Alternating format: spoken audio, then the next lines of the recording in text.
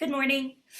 All right, everyone. So I want to start off with just about me. I've been teaching for about 8 years, specifically students with developmental disabilities or autism. I got my associates in psychology and then my bachelor's in expressive therapies, and then my master's degree at which is now the Berklee program, used to be Boston Conservatory program. So I got my master's when it was the Boston Conservatory program, and it's specifically with an autism concentration. Um, I'm also in the process of getting a postgraduate certificate in applied behavior analysis, and I'll be able to sit for the board exam and become a BCBA, or a board certified behavior analyst. I work for the New England Center for Children in Southborough, Massachusetts. It is a private school for students with varying forms of autism, or levels of autism. Um, I teach students that typically have moderate to severe autism that are prone to severe self-injurious behavior and aggressive tendencies. I also work for the Berklee Institute for Arts Education and Special Needs in Boston. All right, next. So this is kind of a short agenda. We just did the about me, and we're at the agenda page. So then we'll go over structured informal guidance, differentiating expectations, supports for class, assessing students, and future considerations. So structured informal guidance is a bit specific to Gordon music learning theory. I didn't necessarily go to school to learn this particular theory, but I've worked with many individuals that have studied this and trained myself and a few of my colleagues for early childhood music using this type of learning method. It's just exposing to different modalities and time signatures, and it kind of goes through the stages of development in music learning similar to language learning. So here are the kind of similarities. So language learning, you start with listening, then speaking, then conversing, then reading and writing are always last. They're a little bit more fine motor. And then same thing with music learning. We start with listening, then we go to performing, and then improvising, and reading and writing is always last. So structured informal guidance is more of like having an expectation, but not having an expectation. Like when I sing to my class, I always tell the teachers, I am lucky enough to be at a private school where we have teachers, not paraprofessionals. We have only teachers and BCBAs for our students. And it's typically one-to-one, so one teacher to one student, or one BCBA to one student ratios, or two students to one teacher. But they all are licensed teachers or getting their license in teaching. So I kind of explain to the support staff that I have in my class that I am going to sing things and we can encourage responding, but I don't expect responding.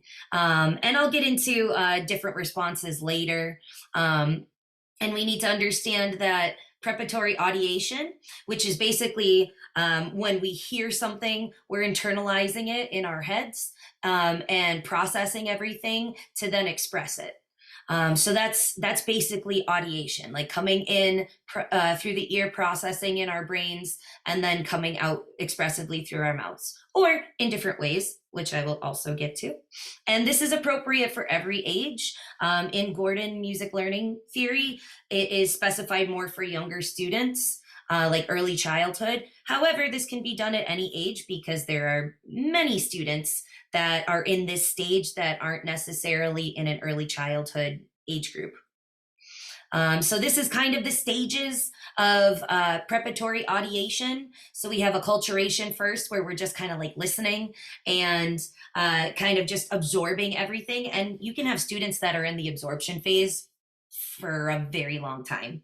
Myself and my coworker had a student in an absorption phase for 5 years before they started singing or speaking in our class. But their parents would say every time we go home, you know, my student or my child always sings your songs, but then when they get to class, they're more in the absorption phase. There might be some random responses, and they don't even have to be musical. They could just be vocalizations.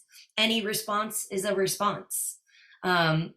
And then there's purposeful responding when maybe imitation is starting to happen. And when imitation does start to happen, it goes further into shedding egocentricity, which would be like kind of, oh, wait a minute, I'm not right. I did make a mistake. And then breaking the code would basically be like, you know, finally successfully imitating what's going on. And then assimilation goes into a bunch of different things, like just going out on their own, improvising, introspection, coordination with what we're doing, getting to more complex situations. And when you're considering curriculum, we need to, age appropriateness is extremely important, especially when you're working with older students. I work at the New England Center for Children. We have ages 2 to 22. So even if I'm teaching the same lesson to all of those age groups, I need to differentiate how I'm teaching it, provide modifications, adaptations, and make sure they're cognitively appropriate as well. But most of all, we need to differentiate expectations. I have a class that has students that can subdivide, along with students that are just working on holding a mallet in their hands. So the ability levels in all of my classes vary. So, you know, we need to understand equity, equality, like, you know, everyone could have the same instrument, but they need different supports on it. Some students might need hand over hand guidance. Some students might just need modeling. You know, other students might not need help at all. So I try and look at differentiating my supports, communicating with the teachers, all of those good things.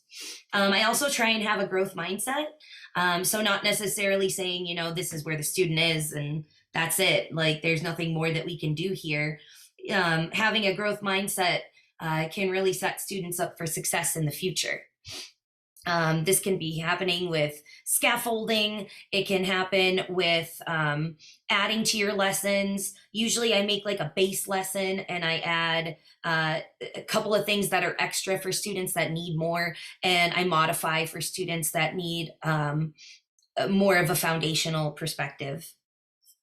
I also reiterate to teachers almost every class, or support staff every class, that I don't look for perfection. I just look for participation, however that's going to look, because every student is different. I'm sure you guys know that participation for one student might just be hitting the keys on the xylophone, where participation for another student might actually be playing the pattern that is listed or playing the pattern that they've heard. So it depends on the student. I really wish I could give more concrete answers than it depends, but that's it literally just depends on the student. So these are just some of the supports that I use for my classes. So I just wanted to show you guys. I have some examples of lesson plans. I have examples of visuals that I use. I use a lot of visuals. I have some fun GIFs that I was showing Dr. Bernard earlier. So we'll get to all of these things. I find that the best thing to do is to create and establish communication across all boundaries at school. Personally, I think that every child deserves music. I also think that it's fun to have music situations with employees and coworkers. Myself and the art teacher are trying to work on like a I guess you could call it team building, but kind of like a music and art night. She used to be a paint bar teacher, and I jam with some of the coworkers that I have at NEC, or New England Center for Children. So we're trying to do like paint bar jam session, so that you can kind of build community, so that it's not awkward walking into a music education situation, because for many people, they have no idea. If they are not musicians, if they are not music people, they really don't understand music education. So I take it upon myself to almost try and teach them as well as teaching the students. I work with parents and caregivers in certain situations, usually at Berklee. I don't typically work with parents at New England Center for Children, because they have program specialists and family services and all other aspects. I try and work with the lead teachers, the education coordinators, specialists like speech and occupational therapies. I do chorus classes, so I work with the speech department. I've recorded different employees singing for students, because it wouldn't be right if I sang and recorded my voice on a device for a male student. I feel that wouldn't be representative of themselves. So I try and find male teachers to provide voices for male students, if their device doesn't come with like a singing option. And I also try and really make good relations with administration. I tell a lot of the employees that at NECC we don't have a principal, it's a CEO. So anytime the CEO walks by or any of the executives walk by, I make sure that they come into class and participate. So we've had many drum circles. Surprisingly, there are a lot of the CEOs that are, or executives that can play piano really well. I run piano groups, so I try and have them come in for that. So I run 30 to 45-minute classes. Again, it depends on the setting that I'm in. Berklee is usually 45-minute classes. NECC is usually 30-minute classes. It depends on your age group. It depends on different levels of abilities, depending on what's most effective for students. Or I guess it depends on your schedule at school. But I also like to do activities where we're sitting down and activities where we're standing up, as long as it's safe. Especially when you have students that might need extra space, making sure that everybody has proper accommodations that they need is super helpful. And I like to do an opening and a closing song. I'll do them super quick for you. The closing song is actually one of the Beethoven symphonies. I don't, you guys have probably heard these, but so this is the opening song. I still have morning voice, so please forgive me. Time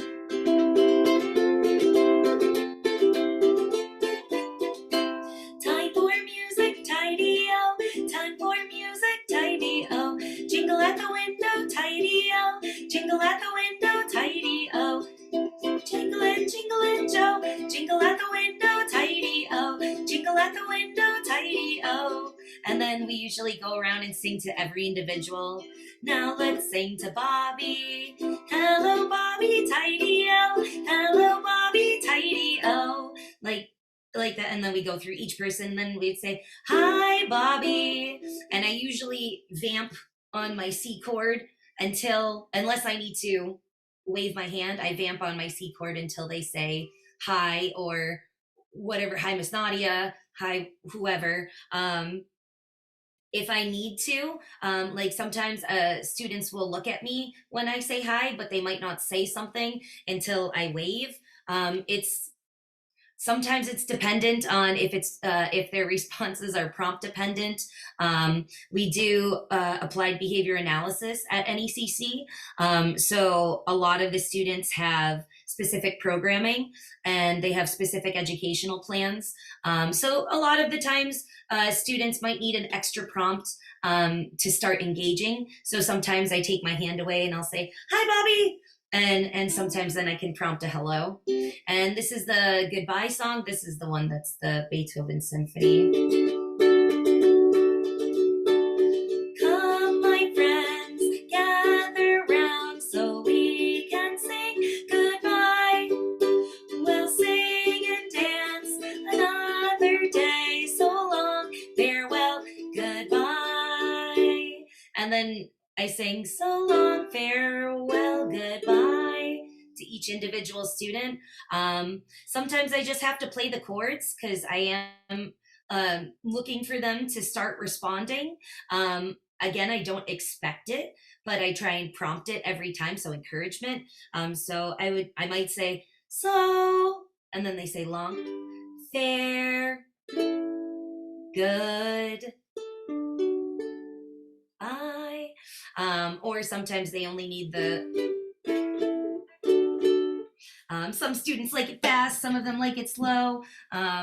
You can also play around with the type of ending that you do, I guess. I actually had a student that did not like slow goodbye song and cried when it was goodbye every class. So I had to make it faster so that it was fun to leave too. So in my classes, I use a combination of things. When I am with my coworker, Miles Wilcox, we use Dalcroze. He is trained in Dalcroze. I am not trained in either one of these. I just show preference to Gordon and Orff. I was trained a little bit in Gordon, but not officially. And Orff, I kind of discovered through going through my classes at Boston Conservatory. And I found that there was a lot of research that supported Gordon theory, music learning, and Orff Shell work for students with developmental disabilities. So I try to incorporate as much as I can of those two aspects. And when I'm with my other coworker, he's also my best friend, I work on the Dalcroze as well. So Dalcroze is a lot about movement. So we do a lot of that. Schedules are super important when we're on Zoom.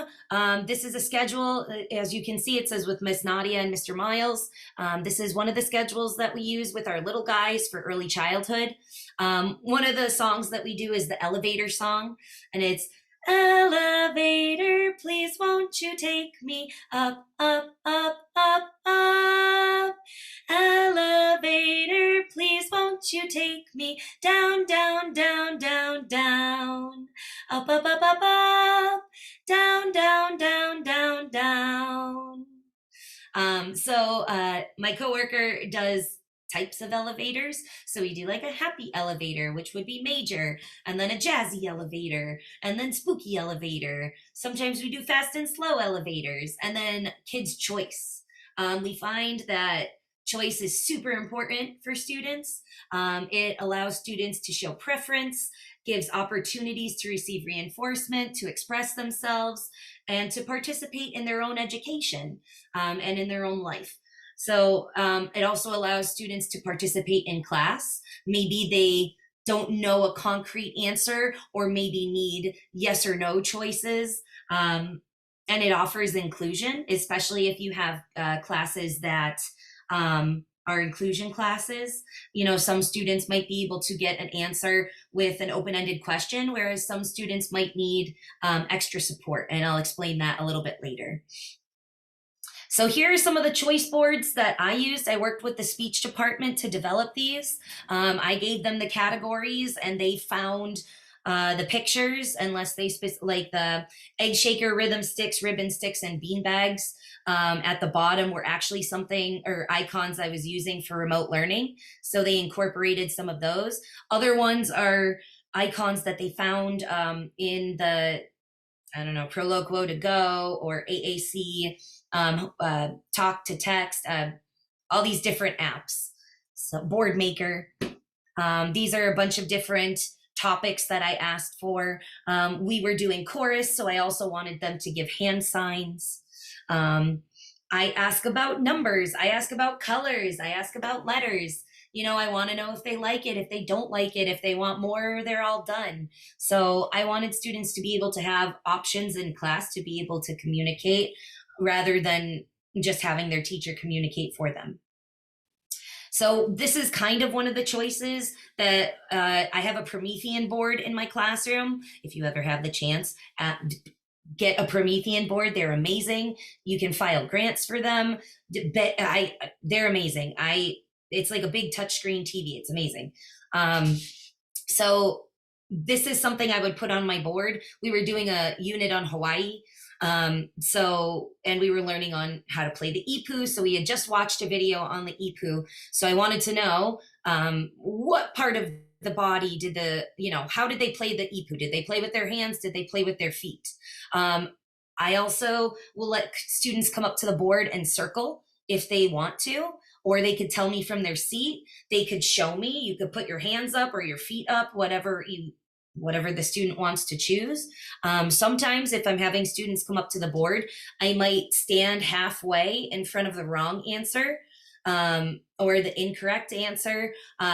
My students need more concrete. I know I'm offering choice, but I also, I have students that if they learn the wrong answer, might learn the wrong answer for quite some time and not be able to change it. Like, if I said, how did they play the ipu? And I allowed the student to circle feet, feet and ipu might always be associated or might be associated for years. So sometimes I stand in front of the incorrect answer to promote the right answer so that in the future I can fade that prompting away and they can individually circle, oh yeah, that's right, the ipu is played with hands. So some students just need extra practice and extra prompting and adaptations. And I also provide the answer afterwards. For singing, it's super important, even if students are nonverbal. These are some of the tonal patterns that we use in class that are used in Gordon music theory. So these are major and minor tonal patterns. There's also, I want to go into a little bit more about nonverbal students and singing before speaking. So I'll do nonverbal students first. Let me see. No, that'll do later. So I could do that one for nonverbal students too. I have a lot of my school, at least 50% are emerging speech learners or are nonverbal at all, or nonverbal entirely. So I provide different options when I'm doing singing activities with groups of students.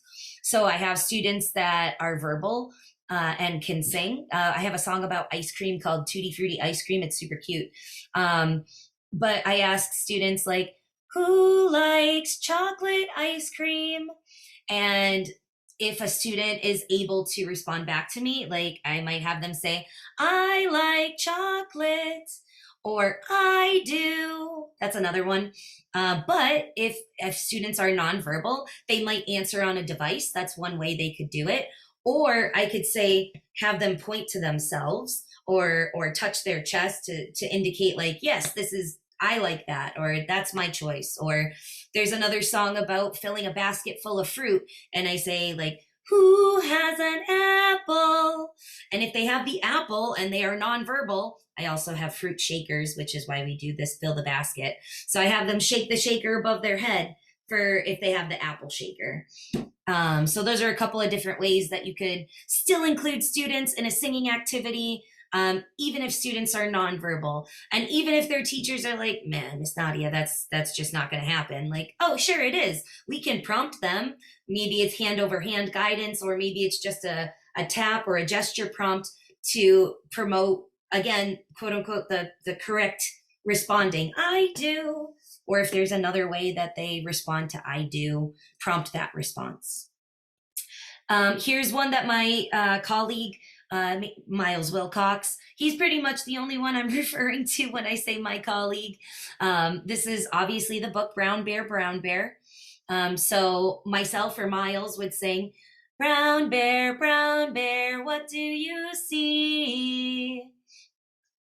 And then the student would sing, I see a red bird looking at me. So I also, for a nonverbal student or for an emerging student, might say, I'm going to fill in the I see a yellow duck looking at, and then I have them point to themselves, or they could say me. Things like that. This is just ways that I include students.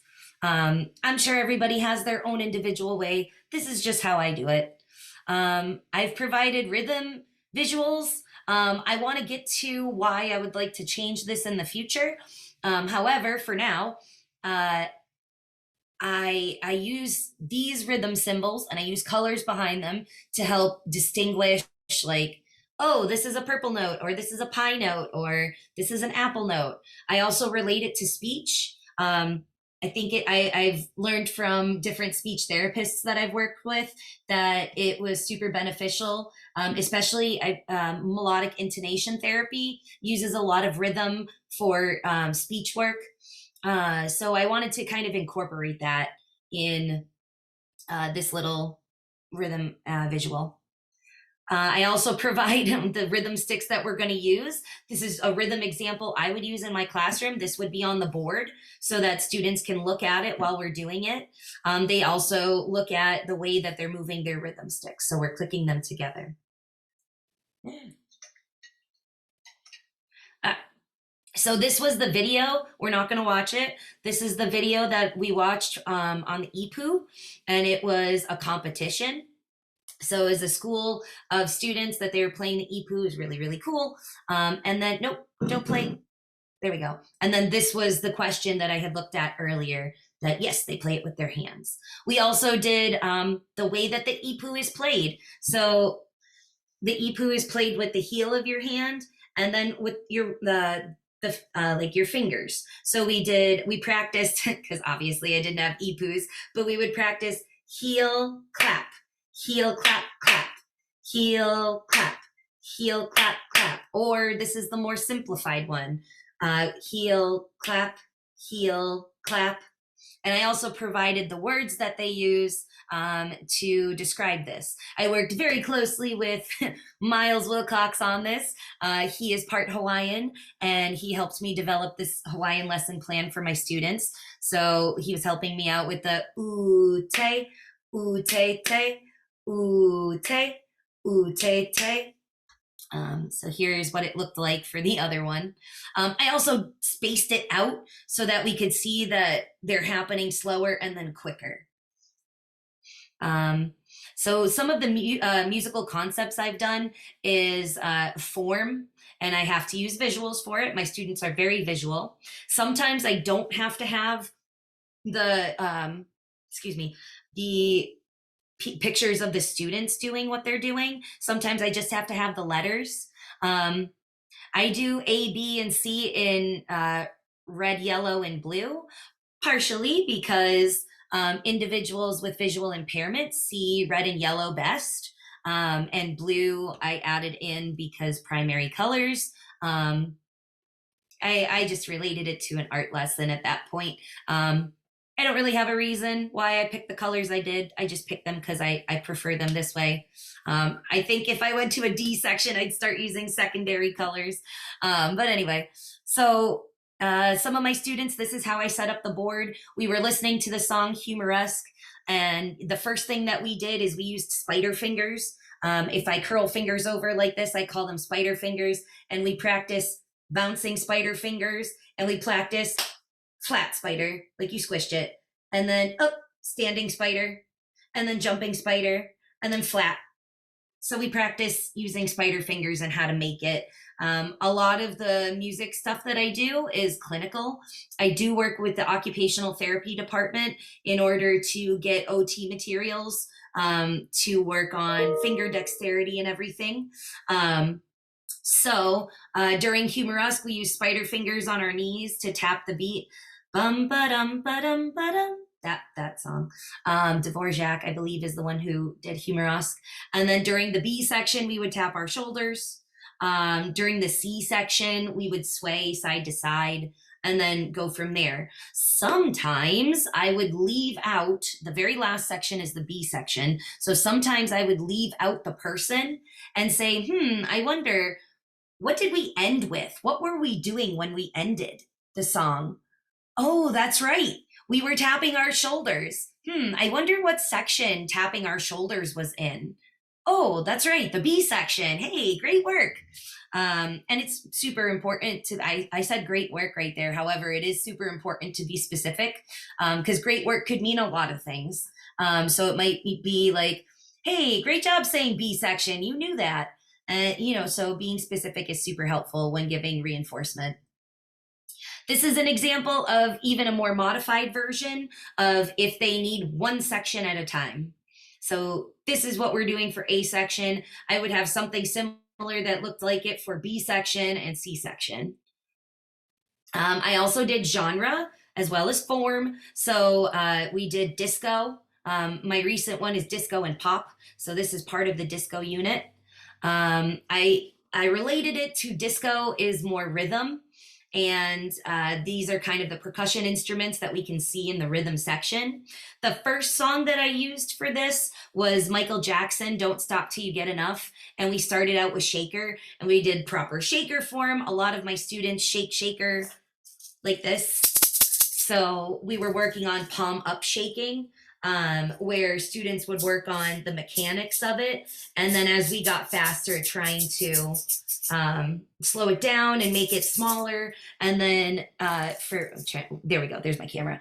And then for more advanced students, I had them hold it with the tips of their fingers instead of in the palm of their hand. So a lot of different physical modifications I have to due to like finger dexterity and physical abilities.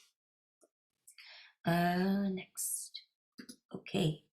So this is also after we check out disco and that it was related to rhythm and the rhythm section. These are all of the disco artists, or that would fit on the page anyway, that we could choose from. And I have students come up to the board. Each of these pictures is coordinated with a link to a live performance because I like them to watch live performances instead of watching like a lyric video.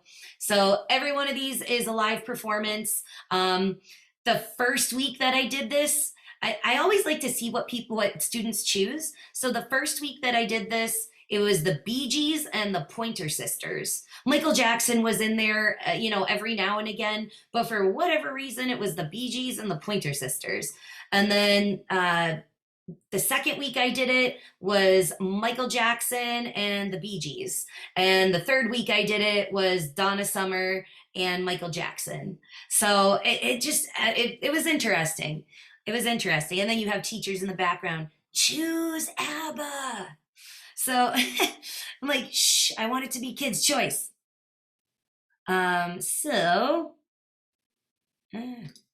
Here we go. So this is something that I did, I think, third and fourth week of disco. We did Dancing Machine by the Jackson 5, and I would ask them, I would make the Jackson 5 picture really big and say, I wonder, does anybody recognize who this person is in the middle? And then if they didn't, then I would scroll over to Michael Jackson, because conveniently his picture was right next to it, and I was like, oh my goodness, who is this? And of course, almost every single student knows who Michael Jackson is. And then I'd say, oh my goodness, well, this is Michael Jackson when he was a lot younger. And then I had a student who asks really good questions like, Miss Nadia, what's an ecosystem? Oh, we'll come back to that. So she asked me, what does the Jackson 5 mean? And why are they called that? So I went on to explain that the Jackson 5 is because all of their last names are Jackson, and there are 5 of them because they're all brothers. So kids ask really great questions. So I wanted to provide like a little GIF on what it was like to see this video because we weren't going to watch the video. We were just going to do drumming for this. You can't see it, but there's another performer next to one of the guitarists that has a set of conga drums, and so we were copying some of the rhythms they were doing there on our drums. So modifying and adapting. This is something that I did for both disco and pop unit. Another one, Bites the Dust. I also happen to love Freddie Mercury, best singer of all time. No arguments here. Like, this is it. This is my space. Freddie Mercury is the best. Just kidding. So another one bites the dust is something that I set up for xylophone because it has a very prominent little motif that we can go off of, or a little melody that we can go off of for another one bites the dust. So we started out with just rhythm on just one note. So it was E, E, E, hands up, E, E, E, hands up, like that. So I've found that if I say hands up or and rest, or however, like just giving an extra kind of prompt to say like, hey, we're not playing right now. It's helpful not only for the support staff, but it's also helpful, I found, for students. I find that they play a lot more when they're on a rest if you don't prompt and up or and rest and sticks up or hands up, anything like that. Then there was also the second part that I did, still the rhythm, but we're adding in more colors. So E, G, A, 1, 2, 3, 4. E, G, A, hands up. 1, 2, 3, and play. E, G, A, and up. So sometimes you need to get really creative. And sometimes I trip myself up. So it's great. And then for more advanced students, I started to do both of these, adding both lines together. So E, E, E, hands up, E, G, A. Most of the time, I do not prompt the letters, I prompt the colors. Sometimes letters can be ambiguous, especially if students are not reading yet. A lot of students learn colors first. If I have students with visual impairments, I use shapes. I experimented with using textures, but I found that there's only so many textures you can get through before you're like, oh, I don't know what else to use. So I use shapes now. So this is one way that I differentiated. And I also told teachers, like, for xylophone use, if students are just participating and we are working on starting and stopping, then they could play any notes during the time that we are playing, and then we stop and play any notes. So even if it was like bang, bang, bang, and then stop, then that was fine. Or if they wanted to focus on just the yellows or just the bottom one, just the EGA. So I gave everybody options. Again, I try and like work with the support staff as much as I can, because there are 10 to 12 kids in my classes and I can't get to everybody all at once. So I model so that the teachers can kind of help out and be my proxy.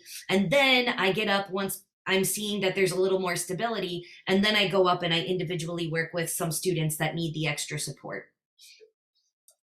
Don't stop till you, oh, geez. So you can call me Al. You can see how I start doing my lesson plans, just copy and paste. So we did do, you can call me Al. This is not don't stop till you get enough, despite what it says. I put a clip from the music video. I'm really not that old. I think I'm only 31, but I thought that more kids would know Chevy Chase, but I guess not. They tell me I wasn't born in the 80s, Miss Nadia. And I was like, yeah, I wasn't either, but I still know who Chevy Chase was. Anyway, so that was just my moment. So this is what we started with for You Can Call Me Al. So F-E-D, hands up, F-E-D. And then I added what it would be like if we did the rhythm. Ba-dum-bum-bum, ba-dum-bum-bum, ba-dum-bum-bum. I did not put the exact rhythm. I just put the colors, and I played the rhythm for them. And I would say green, yellow, yellow, orange, green, yellow, yellow, green. The second line was really hard. So a lot of the times we just did green, yellow, yellow, orange both times. There were only a couple of students that could get both lines at the same time, or not at the same time, but in succession. And if it was even more advanced class, I added in the harmonies, and they played these two pages at the same time. So different props and instruments that I use the stretchy band, which is this top scrunchy looking thing. I love the stretchy band. There's so many things that you can do with it. And the kids especially love pulling it till it can't pull anymore and then snapping it.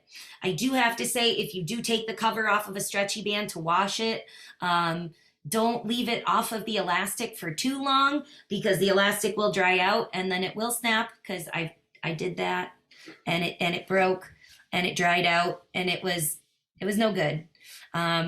So just if you wash it, put it right back on. There's also another thing down here that's called the Octa-Band. I know this has more than 8 arms. The original one only has 8 arms. Then they make bigger ones that I think are 12 and 16 arms. I think they even make ones that are smaller. Don't quote me on that. But these are super awesome, I found, for doing activities where you have to walk or hold groups walk in a circle, because I frame it as keeping the circle, the middle pink circle, up off the floor. So you have to stay back. So you can't like squish in no matter how much you want to. So it kind of helps keep the form of the class. Stretchy band works, especially if you want to do a group activity, but kids are spaced out for safety reasons and whatnot. The stretchy band stretches really far. And it's very accessible. Most students do not need hand over hand to hold on to it. It's very sensory friendly and it's squishy, and it's stretchy. So kids really enjoy interacting with it. The same with the band, the Octa-Band. I really like that at the end of it, there's a loop that you can slide kids' hands into and they can hold on that way with extra support around the wrist. Students with visual impairments, I kind of already touched upon this. I find that there's not a lot of places that have adaptive instruments. West Music is a place that does. They have like triangle holders and drum holders. I also have a student that I can include a picture later. I couldn't find it earlier, but this particular student, we have really amazing maintenance workers that are also somehow carpenters, and they build things for our students, like different supportive equipment or different tables, chairs, whatever we need. Different stands for student, or we call them slant boards. So they build those for us, but they made me a giant slant board that was pretty much for a piano. I also use it for xylophones as well. I put a soprano xylophone on it, even a glockenspiel, although I don't like glockenspiels. I think they're annoying, but they're super awesome in Orff. But if you need something smaller, it is what it is. So, but I put xylophones on the giant slant board that they make me, or since I run piano ensemble, I also put pianos on that. The slant board it's a big stand that brings it up right in front of the student's face, and it faces up, so that they're reading it up and down like a book. If it's too far up, sometimes the keys will fall off or it'll tip forward. So if ever there is one to build or buy, just making sure that it's tilted just enough back that nothing tips off. But I've had a lot of great success. Another thing for students with visual impairments, I'm speaking about a specific person that I work with. He also has limited finger dexterity. So there is a foam piece that the OT equipment uses. It's like a foam grip, probably this big around, that you can use for pencils and whatnot that assist students in writing. I use them for mallets, but I also use them on their own so that if students don't have the prerequisite skill of pointing, if they hold on to, a lot of students will have this skill to just hold it, even if they do this with the foam grip. I'm trying to see if oh, there we go. So if I pretend that this is the foam grip and it's actually a lot smaller. It's actually like half this size. It would fit very nicely in a palm. And they would hold on to this, and then the teacher could hand over hand prompting the pointing skill. And honestly, eventually every student that I've done this with eventually starts to point and hold this independently. So all the prompting that needs to be done is either guided or further back than hand over hand. So it provides some independence as well. The furniture and the equipment. For different assessments, I use prompting. And with prompting, there's a hierarchy, just like everything else. I'm trying to move the chat window so that you guys can see this. All right, it is what it is, Miss Nadia. All right, here we go. I find that if you don't take a baseline, you're not going to know what the student is actually capable of. Sometimes we find in baseline that students don't need any assistance. And sometimes we find in baseline it's situational for assistance. And it goes on and on. So after baseline, if I end up determining that a student might need extra prompting, I start from least intrusive to most intrusive, or least restrictive to most restrictive. So I start out with a verbal prompt. So maybe like a question, like if I use an open-ended question like, I wonder what section tapping our shoulders was in. Was it A or was it B? You know, sometimes I'll give a verbal prompt. Or you could even, like if students are off task, you could, like a piano student, you know, when you play your instrument, where should you be looking? So, you know, if you find that your student, I can't do it with my glasses on, if they're not looking at the page while they're playing and they're looking up, or, you know, they're looking out the window and they're making, you know, errors in fingerings or things that they've done correctly before, you know, maybe a verbal prompt is all they need to be like, oh yeah, that's right. Like, we're back. You know, we gotta play this before, you know, we do anything else. If they need more, I might do a gesture prompt, or a gesture prompt including a verbal prompt. Like if I say play the drum and it doesn't happen, I might point to the drum and I might not say anything. Or I might point to it and I might say play drum. Gesture prompting is usually nonverbal, but it can be combined with a verbal prompt. Visual prompts would be picture schedules, choice boards, visuals to show what you're expecting. If I'm showing a picture of playing the drum, that's what I want you to do. Modeling would be me sitting in front of the class and modeling it to students, demonstrating what I want or what I'm looking for. And physical guiding could be either prompting from the elbow, prompting from above the wrist, or hand over hand prompting. Least intrusive would be just a gentle tap or just a gentle guide on the elbow. Like maybe if students are sorting and they go to put a triangle in the box with shakers, you might guide their hand gently to put it in the triangle box. So things like that. Yeah. There we go. Something that I said we would talk about is tiered questioning. So for tiered questioning, it's just dependent on ability levels of students. Tiered questioning is basically asking questions with different levels of support. So it allows students to access the lesson no matter what abilities they have, no matter what language skills they have. It also builds some confidence and allows participation. So a tiered 1 question would be a basic yes or no or either or question. So here's a for instance. Sorry about that. So here's a for instance. I would show. Okay. So you would show in the video we saw Ray Charles. I played them a video of Ray Charles playing the piano. It was black and white, because that's what they had at that was the video I chose. So I would ask, did he play the piano or did he play the trumpet? And then students could come up, and again, I might stand in front of, or partially in front of the incorrect answer, because I don't want them to learn that what is actually a trumpet is what they are calling a piano. I want them to learn correctly that this is a piano, this is what it looks like, this is what it's called, that's what he was playing. Hey. My apologies. On my Mac, sometimes I can go forward with the mouse and sometimes I can go forward with my keys on my keyboard, but not both. So tier 2 questioning is still a clear answer. So it's going to be an answer, but maybe choices can increase, or maybe it'll be without choices and it's like an observational question, like what color was the drum set? But I didn't put, was it yellow or was it red? I did it. All right, so what instruments did you see in the video? This was an option. You don't have to put visuals with it. Students can try and think of it on their own.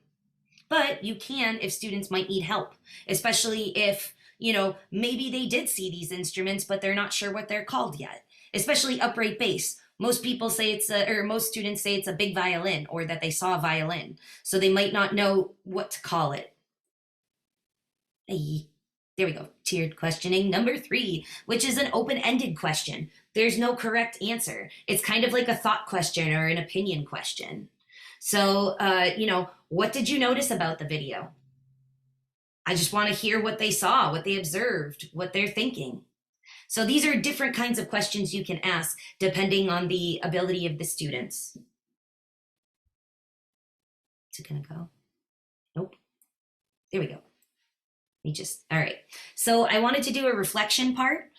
So I want you to take 15 seconds and think about tiered questioning. So tiered question number 1 would be like a yes or no.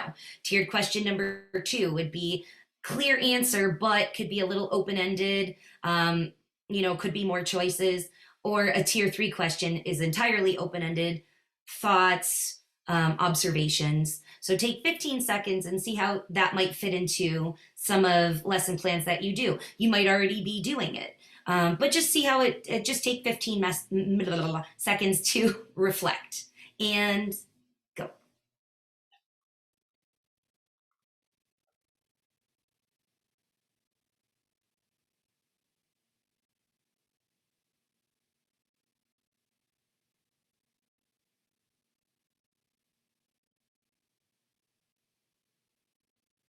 Okay, as the end of our 15 seconds. So I'm going to go on to future considerations. And this is where I'm going to talk a little bit about the rhythm that I was doing earlier with the colors behind it. So since I am in a program for behavior analysis, I'm learning it's basically like a whole new language. And there is a word called attending. And you guys might encountered it, maybe not. It's basically attention. And what is attending? It's engagement. So it could be like, what is the student attending to? When you're starting something, are they attending? Are they paying attention? Are they looking at you? There are different criteria for attending. And it depends on the student and depends on their learning. So I thought about attending when I would see students that were having a hard time figuring out the rhythms. And I thought about it and I was like, for attending, I wonder, what are my students attending to? Are they attending to the color, the background of the picture, the actual stem of the note, the head of the note, maybe the shapes? This is a rectangle, this is a square.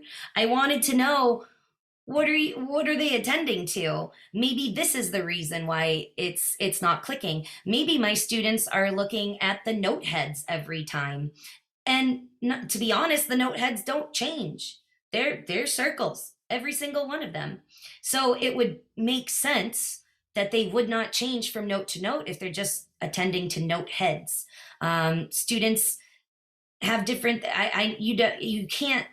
you can't visually see, like, I can see this student is attending only to the background rectangle. Like, you can't see that. You would have to, do different kinds of assessments to figure it out.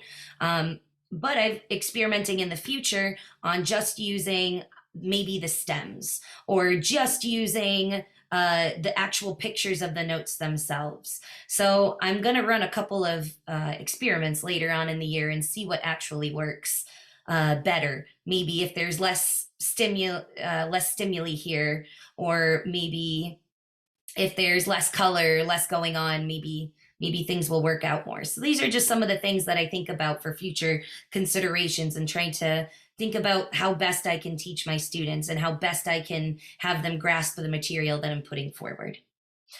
So just in summary, participation, not perfection. That's really important for me anyway.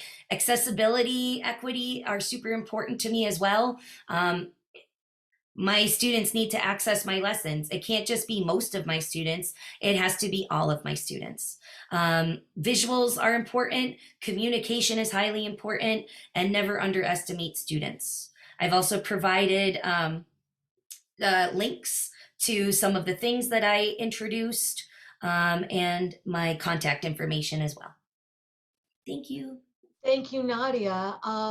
So first of all, please make sure that the slides come to me so that I can send the slides out to everyone when I send out the recordings. And what I'd like to do is open things up for questions and discussion. We have a little bit of time, which is great. And we might even have time, we'll see, for a little teeny tiny stretch break, I should say, before Kayla joins us. But the way we've been doing this in the webinar format is people have either been using the Q&A or the chat. And sometimes we can actually highlight a person and have them speak if it's easier to do it that way. But I'm sure you're going to have questions and feedback. We need to give folks a little bit of time. So please, if you have questions or comments or things you want to know more about, we have Nadia here with us. She will be also here with us this afternoon on a whole different angle of her work. But I'm just going to mute myself so that if your comments need to come through, there's time to do that.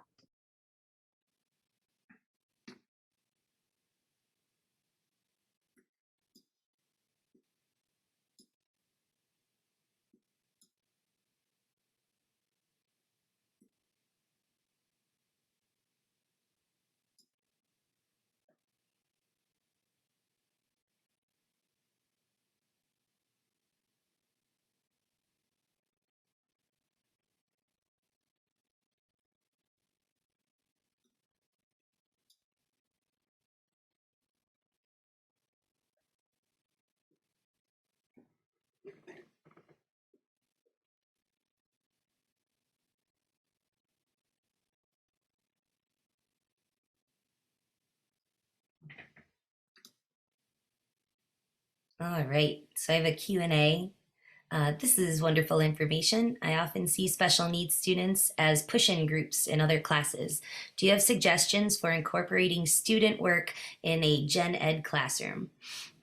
So I often see students in a gen ed classroom. Can you be just a little bit more specific? I think what she's asking about is inclusion rather Okay. than sub-separate, Yeah. that there's more of an inclusion setting. Okay, so I actually don't work in inclusion settings very much. I usually work in sub-separate groups. Yes, inclusion. Okay, so I don't typically work in inclusion groups. I do work in sub-separate groups because I did notice that there's not a lot of opportunity for students, especially students with severe special needs. They're kept out of a lot of specials. So I wanted to make sure that they were getting the same kind of education. Yeah, I honestly, I like inclusion. I have done it before. It's very challenging.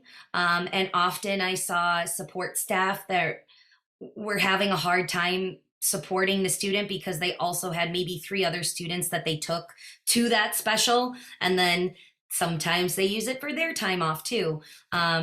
So some things that I would do is I would maybe do things geared towards the student in my class. If I knew that I had a student that had a little bit of an emotional dysregulation, if I didn't call on them first, then I might call on them first the first time, and then I might not call on them the next time. If there's a student that needed a little bit extra help, maybe I would put the music in front of them instead of on the board.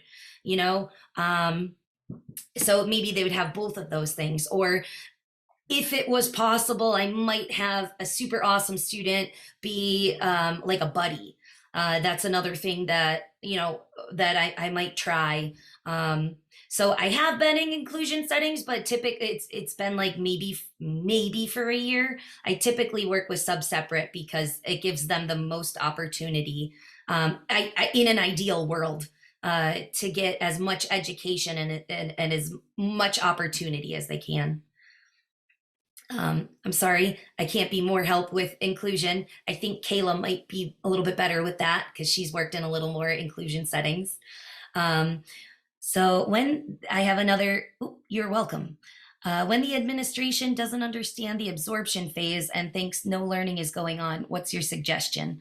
So I actually developed a support teacher kind of education PowerPoint where I basically described what I did.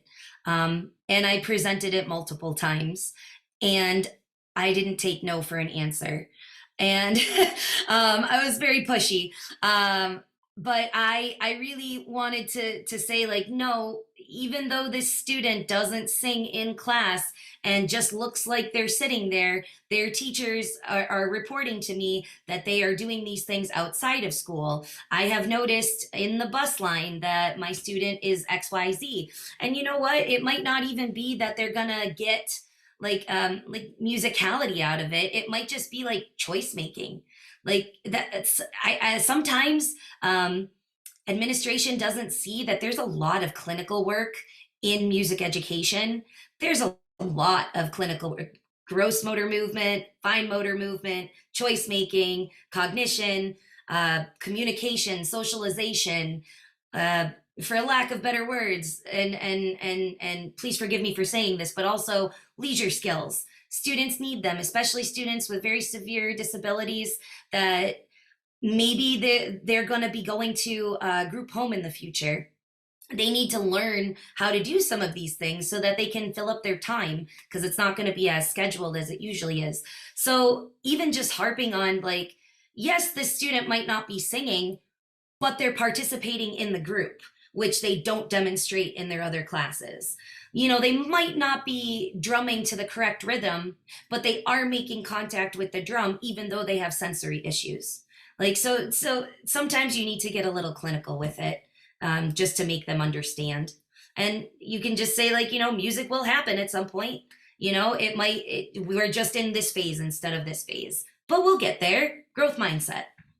Mentioned hand over hand earlier. There is some discussion about that being harmful for autistic children because it doesn't quite give them control over their own body, and hand over hand doesn't help a student to be truly independent. What are your thoughts on this? I don't agree with that. Um, there are harmful ways that you can do it. However, we are taught not harmful ways to do it. You do not prompt at the wrist or at a joint because, yes, that is harmful. You prompt above the wrist. And I'm not talking about like we're squeezing until this. It's usually just lightly holding in our hand. Hand over hand, especially for students, for instance, that have limited dexterity. I have students that absolutely love playing the piano, but we have limited dexterity and they need extra help to close their fingers and point their fingers so that they can access it and start, with, there's something called a behavioral cusp. And maybe students are playing piano, but it's just kind of like banging on it, and maybe they start trying to do one finger, and that one finger could be a behavioral cusp, which means that they are ready to do more things. They're ready to access more opportunities in their environment, but they just need the extra support. So prompting at the above the elbow, below the elbow, above the wrist, these are all places that are okay. We never press on shoulders. You're not prompting a student's head. You can prompt them to look in a certain direction, like maybe use like this is called like a blinder, to like prompt their gaze in a different direction. Some students need the extra support to be able to access curriculum, and eventually you can fade those responses. Hand over hand would be something that would be more intrusive, which is right. Yes, you would be, it's more intrusive to playing an instrument, or to mostly playing an instrument, or maybe pointing to something, or maybe hand over hand holding a pencil in their hand while they draw a circle around a note to make sure that they don't drop the pencil and they keep it in their hand. So there's all different ways, but I would remember that fading can be reduced and prompting can be reduced and faded back. Some people start with hand over hand and then realize they don't need that and they fade it back. I don't start that way. I start from least to most. because I want them to have as much independence as they can. But also, I don't want them to learn an incorrect response because the abilities of my students are a little bit more severe. And an incorrect response, I have a student that learned an incorrect response once and still does it to this day. So, and it's been years. So I want them to understand, like, when we hit the drum, sometimes it's safety. We're not hitting it with our knuckles. We're prompting hand open so that it saves from injury. Sometimes we prompt, keeping hands down when we're not doing something so that, hand doesn't like start doing self-injurious behavior. So there's a lot of things that can get into it, but it can be faded back. I'm coaching a few groups of instrumentalists, especially string players, mainly with ASD. One thing I am trying to improve is their intonation. They can play the right notes, but tuning to each other, yes, is a challenge. There's more. Oh, sorry. I thought this was another one. I am trying to get them to sing, but I was just gonna say singing, but I realize quite difficult for them to sing the correct pitch, even though they can play the right notes on their instrument. Is there any way that I can relate their playing skills to singing skills? Yes.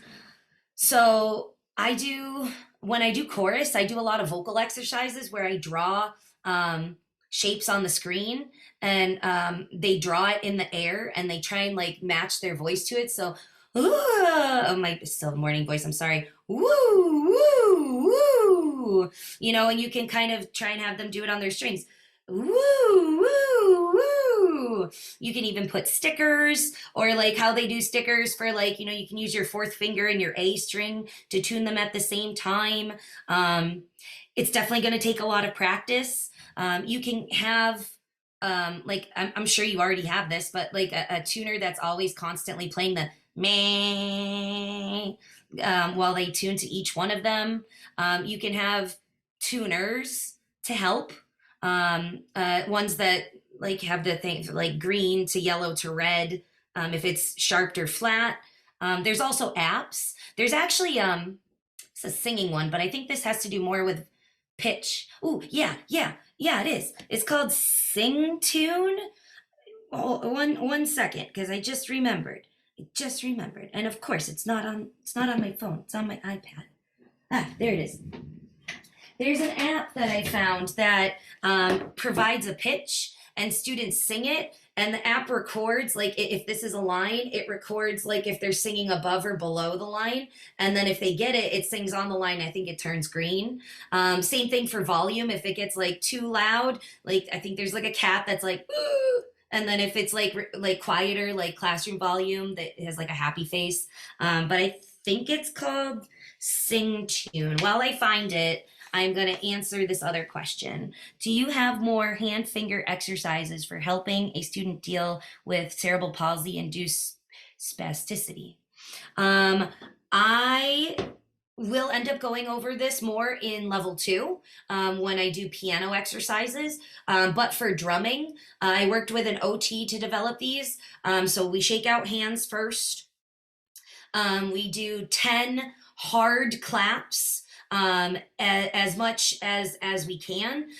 So doing it as hard as you can. Some students don't. It depends. Clapping in any way is good. But anyway, so we do 10 hard claps. We rub our hands together. Make sure rub the back of our hands like you're washing them. We start doing, for piano, touching our fingers together.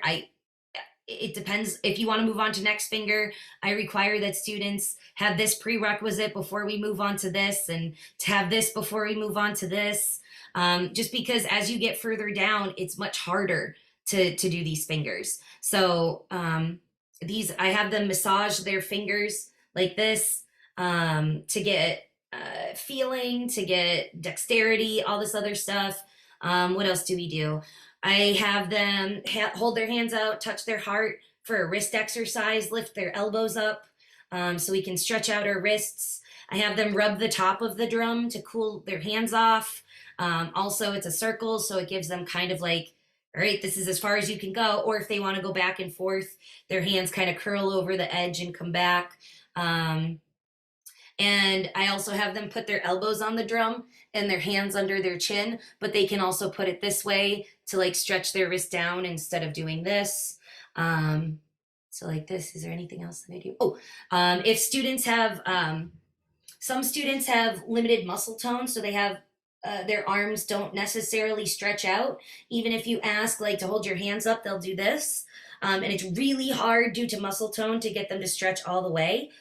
But I found out from an occupational therapist, it is extremely hard to clap your hands if they are not fully stretched out. So I have students reach all the way up as far as they can, clap 2 times, and then reach all the way down to their toes. I mean, you can do it like this, but I mean, it's a little bit harder. So if you want to have hands clapped together, full hands, straight above their head, that's a lot of the finger and hand exercises, and using the OT equipment for picking up the pointer finger. Spider finger, standing spider, flat spider. Even if their hands are like this, that's okay. Even if we're pointing like this, that's okay. For piano, playing isolated fingers like this. I'm gonna go over this in level 2. So these are just some of the finger exercises. I noticed there's a chat. One thing. Oh, and I'm also finding the thing. Thank you for this inspiration session and for the offering such plenty of options. I wonder about the motivation that you mentioned that has to be specific, but in general, I mean, if the students do a great job in general during the class, do you suggest maybe a sticker board with his or her name or something similar? I do not do public sticker boards. I find that if students, especially if they have different maybe executive functioning skills or different ways to, maybe they're very hyperactive students and they might not get as many stickers as other students, it can be a stigma. So I do not do public sticker boards. In my little kid classes, we used to give out stickers, but sometimes that can cause a problem. But we do offer stickers for an awesome end of class, I guess. I don't, what do you mean about motivation? Melissa Mendoza.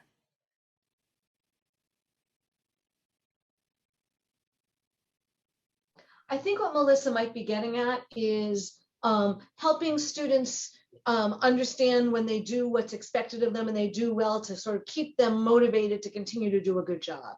Okay, all right. Yes, so because I see students very limitedly, because I see the entire school, their teachers provide a lot of reinforcement. So either a tangible item that they earn at the end of class, or maybe it's they have their own token boards with their teachers for different things, like having safe hands during a class. So that could be another way that they get motivated. I provide a lot of verbal reinforcement. For my everyday class, like my during the week classes, I don't give out stickers or anything like that at the end of class. Their teachers do that. Typically, if they've stayed in music class, a lot of our students have transitional difficulties. So if they meet certain criteria during music class, then they end up earning something going back up to the classroom, or they can trade in with something preferred at the end of the class. I always tell them if they need a break, they can go in the hallway and like trade in on their iPad or have a snack or go for a walk and then come back, especially if it's an instrument that's not preferred. So there's a bunch of different ways, but I do not do like public displays of like sticker boards or token boards or like students' names on paper clips going from like green to yellow to red. I don't do that. Are there other questions or comments for Nadia? Thank you for all these answers. That app, did you find the app? Oh, yes, I did. That's right. Is there a link we can put in the chat maybe? Probably. Yeah, I could probably do that. It's called Sing True. Sing True. And it's a yellow app. I can like hold it up. There it is. Oh yeah, of course you can't see anything. But it's a yellow app with the outline of a person singing a quarter note. But that was the Sing True. There we go. There now it's in the App Store. And it's one word instead of two. Fantastic. I have to turn my cameras over there all of a sudden. I think we've had a wonderful session with Nadia. We want to thank you, Nadia, for your session this morning. You'll be back this afternoon to start us off at the 1 o'clock session as well with all new material. Do you want to preview a little bit what people will hear at 1 o'clock? Sure. I'm going to talk about the different electives that I teach. So group piano, group chorus, iPad ensemble, rock band, some early childhood, because that's also a specialty class. And yeah, that's what's coming next. Fantastic. So Nadia, you are free to go have some time. So we want to thank you for your awesome session. And we have a little bit, let's do a 5-minute stretch break, everybody else. So stay logged into the webinar. And Kayla and I are gonna make sure her tech is working. And I've got 10:54 Boston time. So we'll start up at 10:59 Boston time. See you shortly. So Kayla, let's try your tech and just make sure everything works. Okay. Really important to optimize sound on the share. We've learned that in this. Okay. So meaning just make sure you're sharing There, sound. you go at the bottom at where you click those check boxes, click them. Yes. Yes. Okay.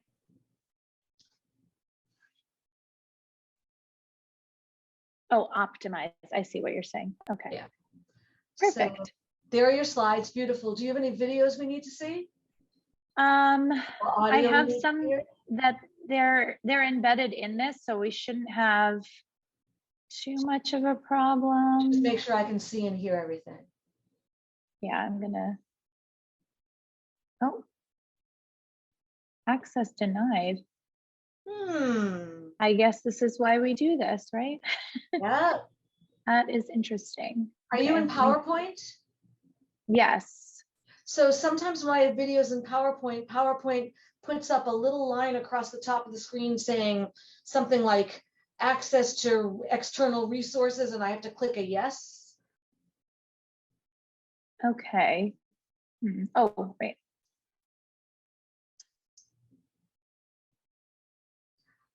Try this. If you can't see it, close the file and reopen it. Right. I'm wondering if I'm logged in under my Berklee profile on Chrome, and maybe it's not. But it's a PowerPoint thing. I doubt that. Right. Yeah. Close the PowerPoint file. This is why we take time. Close the PowerPoint file, and when you reopen it, there might be a little thin message at the top of the screen saying something like access to external things disabled. Do you want to enable it? And you click yes. Okay. That's my experience.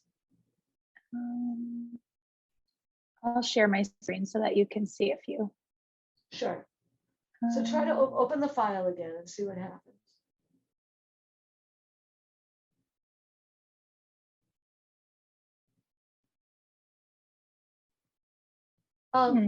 Interesting. Interesting. Go to the video. Let's see if we can get it. It's not allowing you to have a video play. Do you have the videos somewhere else on your computer? I think it's because it's in Google Drive. Right. So let me just log into this right now. Yep. Now I see it's hooking over to Google Drive. Yeah. Yes.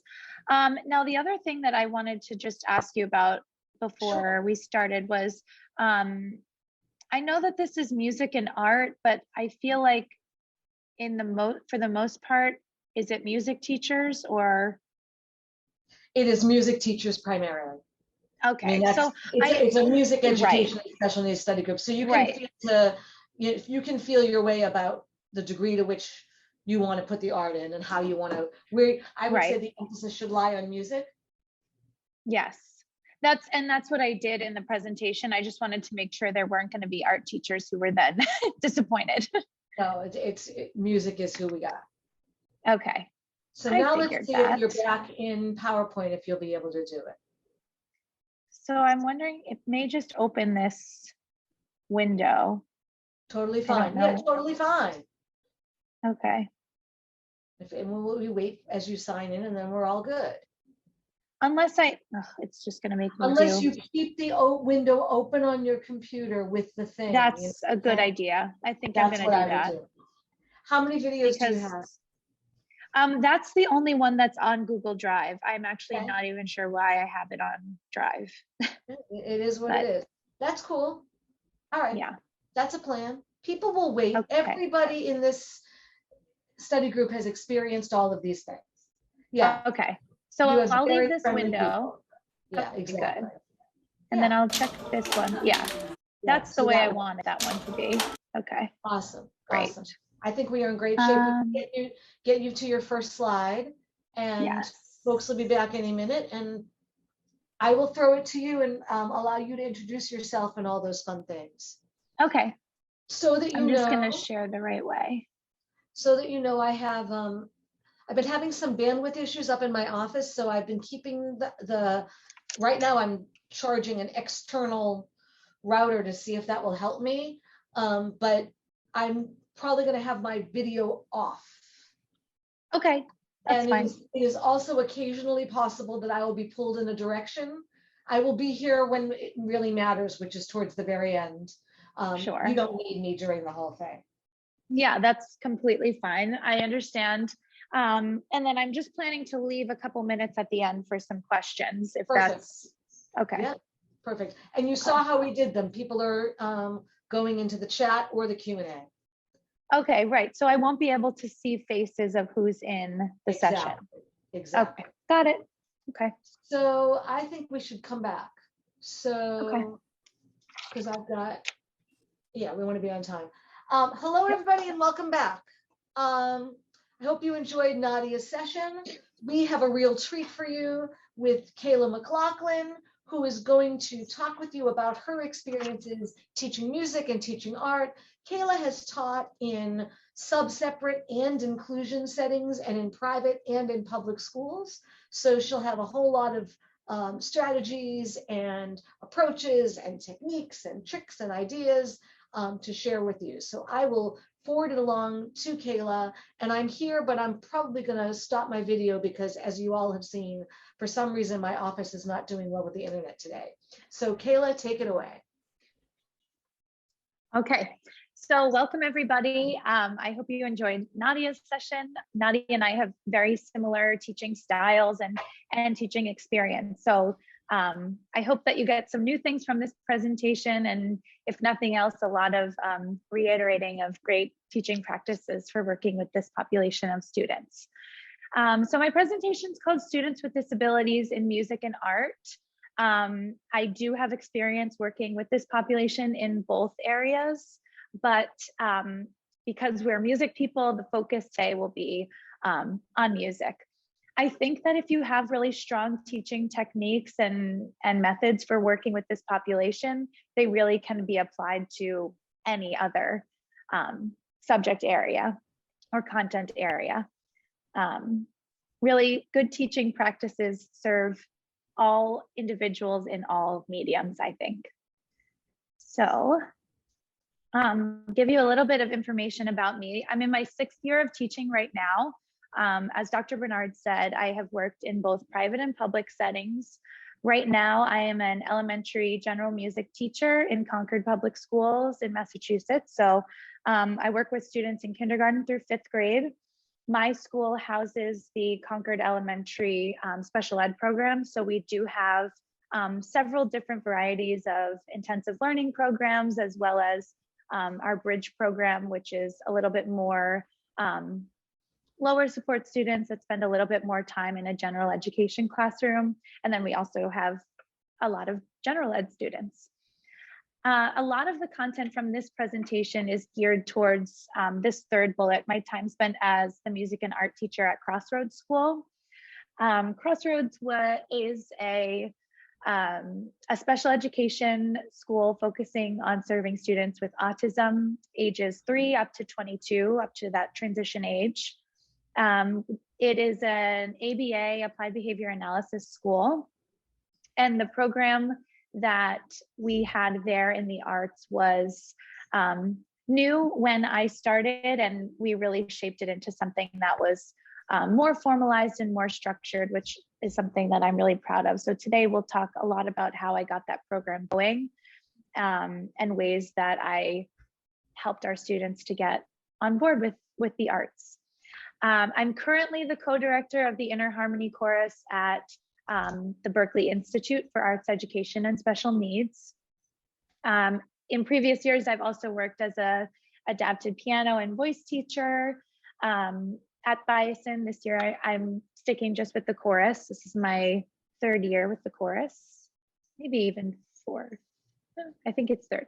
I graduated from our program at Boston Conservatory with a Master's of Music Education and a concentration in autism in May of 2020. Okay, so let's get started. Through this work, really the basis of this work, actually, before I even get to this, I should say, before Crossroads, I worked for 2 years in New Jersey public schools. And that was what really got me started in working with this population. In my first year of teaching, I had 14 sub-separate autism or multiple disabilities classes. And that's about half of my schedule if you do the math. So they threw a lot at me in that first year. And it ended up being such a blessing because I really found my purpose in all of this. And I saw that there were very, very limited resources for teachers who are working with these students and for students with disabilities or students who learn differently who have an interest in the arts. So all of this work comes from watching other music teachers as well as myself struggle to reach their students with disabilities. I don't believe that you have to work in a private setting just to see students with disabilities. Especially now, there are a lot more students who are staying in district, which I think is a good thing. But it does require some different techniques for teaching than what we get in our, undergrad teacher prep programs. I went to Westminster Choir College and we had one class in special education, and that class focused primarily on defining what different diagnoses are. I'm just opening the chat to make sure that I'm not missing anything. Okay, here we go. And if anything pops up and you have any questions, please feel free to interrupt or to ask your question in the chat. I am going to leave some time at the end for questions as well.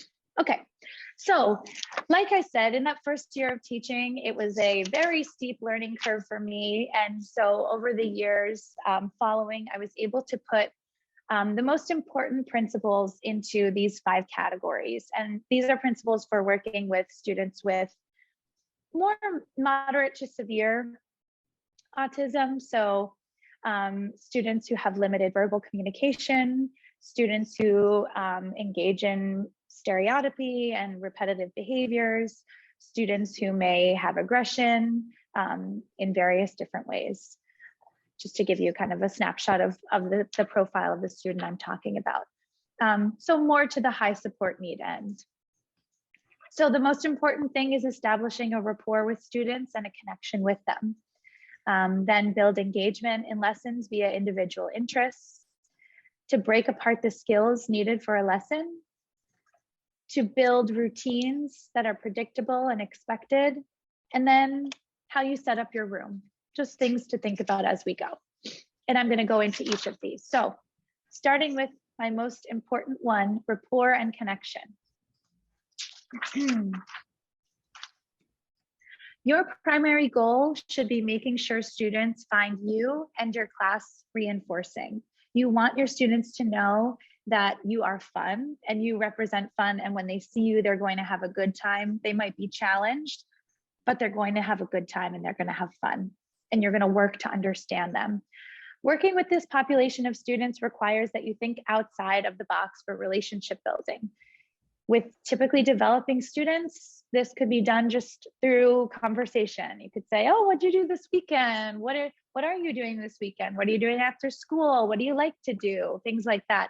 When you're working with this population, those questions might not be meaningful to your students, and their answers may not be meaningful or reflective of what they actually are thinking. So we have to get more creative with it. So I say start small. Some students may just practice transitioning into your room, looking around the space, and then head back to class. And in my mind, that's okay. You know, that would be a conversation I would have with their classroom teacher. But you want to start at the most basic level. If they see your room, it looks fun, you say hi, then you can go. That's okay. That's a win. Students might not enjoy talking to you in the same way that a typically developing child would. I think it's really important to know your students' interests ahead instead of telling them what you're interested in or that you're interested in getting to know them. You can show them that you're interested in getting to know them. For some students with autism, this blew my mind when somebody said this to me, just saying hello or greeting somebody is a demand that you're putting on someone. Not everybody wants to say hello, right? And so that could be something that's anxiety producing if they don't know how to say hi, if they're not understanding what they're supposed to do, if they don't know you. Those are all factors. And so maybe saying hello isn't the first thing that you do to them. So I want us to consider ways right now that you can connect with students who have limited verbal communication skills. And we can enter those in the chat right now. So what are some ways, either ways that you interact currently with students with limited verbal communication, or just ways you think would be alternate ways to just saying hello?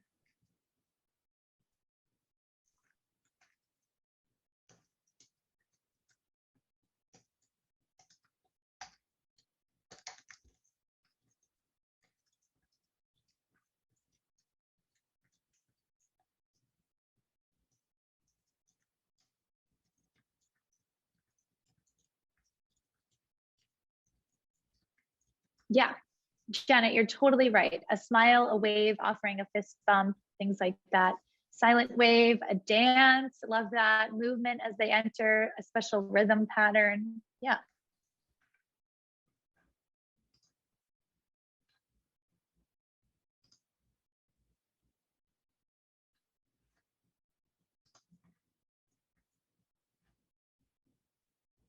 And these can be things that you do while students are walking into your classroom or when you see them in the hallways.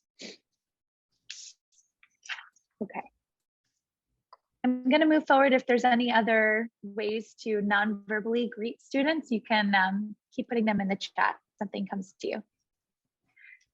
So one way to connect and make yourself reinforcing is by engaging students via topics that they enjoy. So favorite shows or movies, incorporating their favorite songs in your class, talking about favorite sports teams, favorite animals, giving them access to a preferred instrument. I'm not sure what our population is in this class right now, how many are in public school versus private school, but I feel like especially in public school, there's this attitude that you have to get to the curriculum immediately.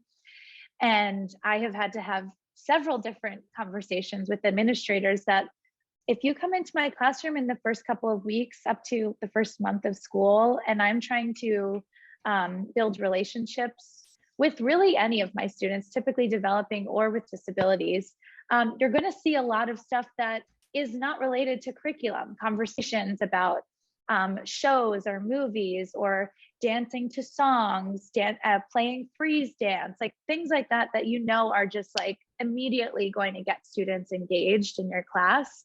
Those are the most important things to do at first. So it means that sometimes we're moving away from curriculum and starting out with those kind of fail-safe activities that you know students in front of you will enjoy.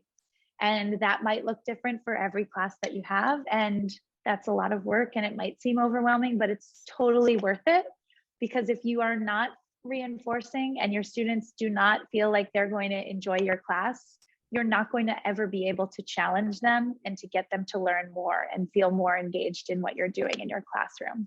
So that's why I say that this is the most important step. Okay. So this is an example from teaching art. We had one student in my previous school that he was new, he came in mid-year, and he kind of got this reputation as just being super defiant across the school day. He only wanted to do the things that he wanted to do. He didn't want to come to music. He didn't want to go to art. He didn't want to do his work during the day. He wanted to go on the computer. But I noticed that he carried around a stuffed animal penguin. And we got him to the point where he was at least coming into the room and sitting in a chair. And even if he wasn't participating in our music activities, he was sitting and being appropriate and not calling out and trying to disrupt the whole class, which was a big win for us. We did start at come into the room, look around, and then you can go. So we did work up to him coming into the room. And one day I got a little bold and I said, okay, you know, I'm gonna do a greeting with you. And so I sang hello to him. He didn't do anything back. He didn't feel like it.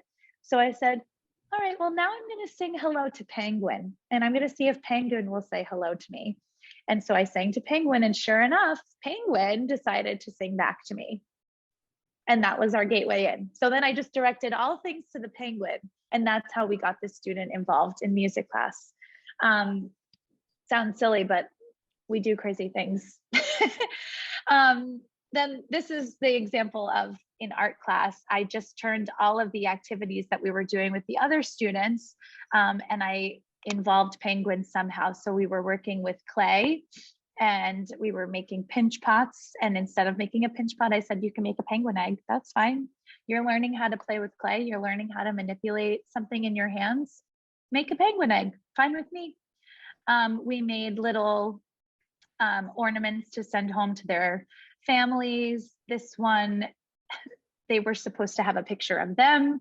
He drew a Santa penguin, fine by me.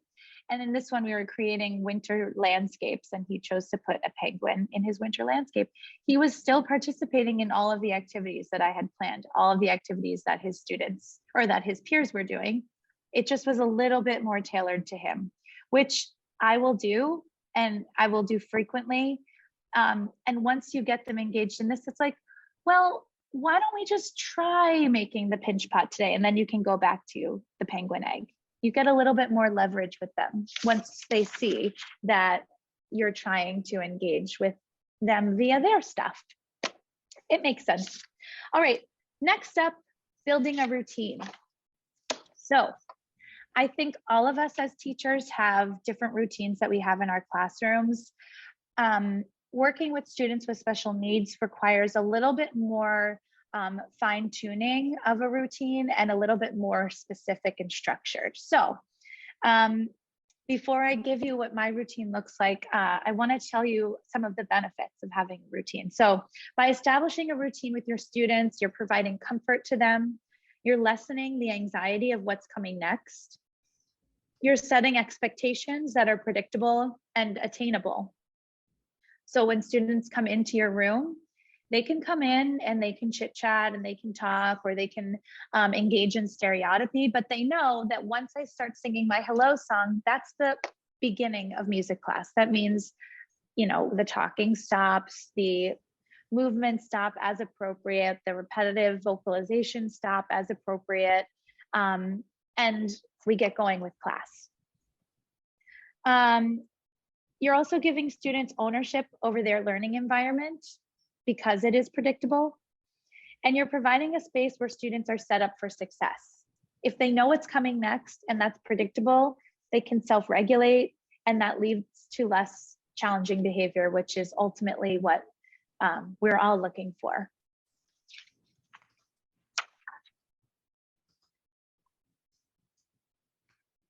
So now let's look a little bit at routines. Let's see. This at the bottom is sort of my skeleton. And the skeleton is hello or some kind of greeting. This is where it comes in that this can be applied to whatever class you're teaching. Okay, so music or art or PE or library or media, computers, language. This is a routine that anybody could follow. So a hello or a greeting, a defined opening to the class, a warm-up activity, which we'll talk more about in a second, a teacher-directed activity, a student-directed activity, and then a structured end of class. So having a structured beginning and a structured end is great because many, many students with autism, and I believe Nadia touched on this right at the end of her presentation, students with autism can have a really tough time transitioning. So again, they're able to regulate. Okay, we're getting towards the end. I'm doing this student-directed activity. Now we're getting ready to wrap up the class. I can calm myself down. I might know what I'm going to next, and I'm able to transition more successfully, which is what we want, of course. So in music class, I'm going to focus on music for this. I start class with a hello song. It changes because I get tired of singing the same hello songs and students get tired. So I'll usually change it about halfway through the year. I don't change it like every other class or something like that. It's very much, we're singing this song from September up to winter break, and then we're going to sing this song from winter break to the end of the year. After that, I'll do an individually sung greeting. So something like, hello, Kayla. And then the student, in whichever way is appropriate or comfortable for them and the level that they are at communication wise. So it could be the student waves. It could be the student says, hello, Kayla. It could be the student sings it perfectly, matches me. It could also be for my students who use assistive communication devices, just pressing a button that says hello. Any of those things in my mind apply and count as a greeting. And so after they did that, and they responded to me in whatever way is appropriate, I'd offer a high five, and then they would get a turn strumming the strings of my ukulele, which pretty much for every student was a big reward. So that was a big reinforcer, was getting to play the ukulele. After that, we got into the steady beat warm up.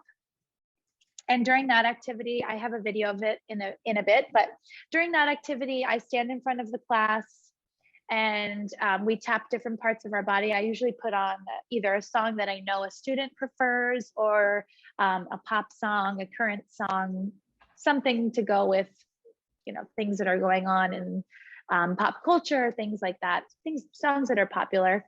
So I'll put a song like that on and we'll tap to the steady beat. And we'll do this and students will copy me and this. We might do patterns depending on the class that I'm in or working with. And we'll talk about warm-ups in a minute.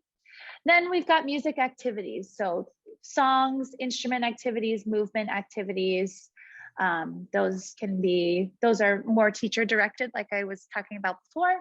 And then we've got listening and relaxation time. So I had speakers that had water in them, and the water moved and lit up based on what was happening in the music. And I turned the lights off, and it was just a really nice time for everybody to calm down. And as I referenced before, once we transitioned to that time, students could kind of keep track. Okay, I'm coming near to the end of our music class.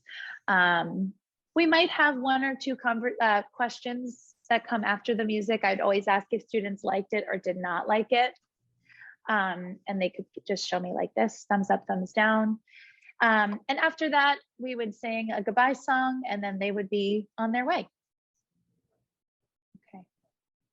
Does anybody else, and you can just put this in the chat, I'm wondering if anybody has a structured routine like this in their music class, either for students with disabilities or their students that are typically developing. You can just put it in the chat right now. So I've talked a lot about warm-ups, and I think especially when you're working with this population of students, warm-ups give students the opportunity to practice the skills that they're going to use that day before it's like actually time to practice those skills. So a study beat in music is something that you're going to use basically for any activity. Thank you, Melissa, for saying you have something similar. Awesome. So warm-ups also provide more time for reinforcement of those skills. So you can say things like, great job keeping a steady beat, or you're crushing it, things like that, fist bumps.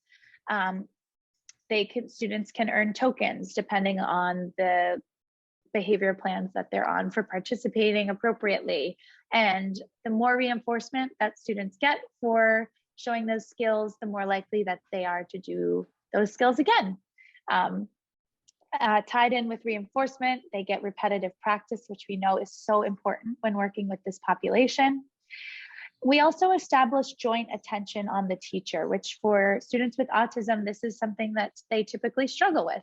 Joint attention is when multiple people are focusing on the same thing. So it could be a screen, it could be a teacher. And of course, if you are a teacher, you want your students to all have joint attention on you because you're providing them with information. So you want them to be listening and focused on you. And so doing a warm-up activity like this that's high energy is something that will establish you. They have to look at you to know what the next move is. And sometimes they'll say things like, look at me, don't get tricked. So that they know, don't get tricked, keep your eyes on me. If I see eyes wandering, I'm like, don't get tricked. And then I switch as soon as I see their eyes on me. And things like that will help, those little verbal prompts. It provides context to a new setting, doing a warm up. So, oh, it's time for us to do this study beat dancing. And that means I'm in music. And because sometimes students, they're just going through their day. They're not really aware of where they're going when their teacher says it's time for music, and then suddenly they're on their way. So these warm-ups really place them in your classroom. It gives the teacher more time to assess the student's skill set, and it also gives time for the teacher to model the lesson for assistants, which is something difficult. I wish I had more time to talk about this today, but I think it can be difficult being a music teacher and having to suddenly train other adults in what your expectations are and how you prefer they model this for their student that they're working with, they're supporting. So this gives a little bit of time for the teacher to go around and model what they would like for the assistants. Okay, so I am going to skip over this because this was our art warm-up. I'm going to pass over this and just show you what our music warm-up looked like. So this is our steady beat dance.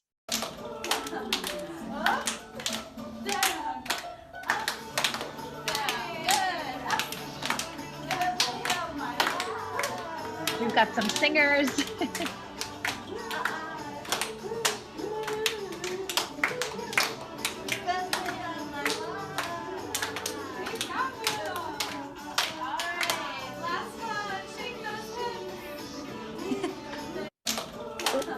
Okay, so I'm going to pause it right there. And you saw the students were participating at various levels. We had some students who were fully reaching up. This is not always comfortable for all students, right? Depending on what's going on with their muscle tone and things like that. We'll talk a little bit about dancing in a bit, but the student that I had here, she was just doing this and the most subtle down, up and down. But those are the tiny things that you have to look for when you're working with this population. And then she barely put her hands on her hips when it was time to shake. But she did do it. She did change her movement or her motion. And so the more you're able to pay attention to those teeny tiny details, honestly, the better you will feel about your teaching. All right, here we go. Room setup. So here's what my music room has looked like in the past. We've got different areas set up. Oh, I see somebody has a question. Rodika? Do you have a question that you'd like to share in the chat, or you can unmute? Kayla, the attendees cannot unmute. You can go to the participant's name and say, allow them to talk if you want, or you can communicate over the chat. Got it. Okay. I have not used this type of platform. Well, I've used Zoom. I haven't been a panelist. Okay, here we go. Rodika. You are unmuted.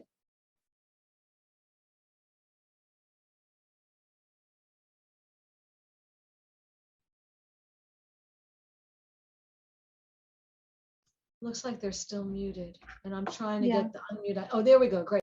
There we go. Oh.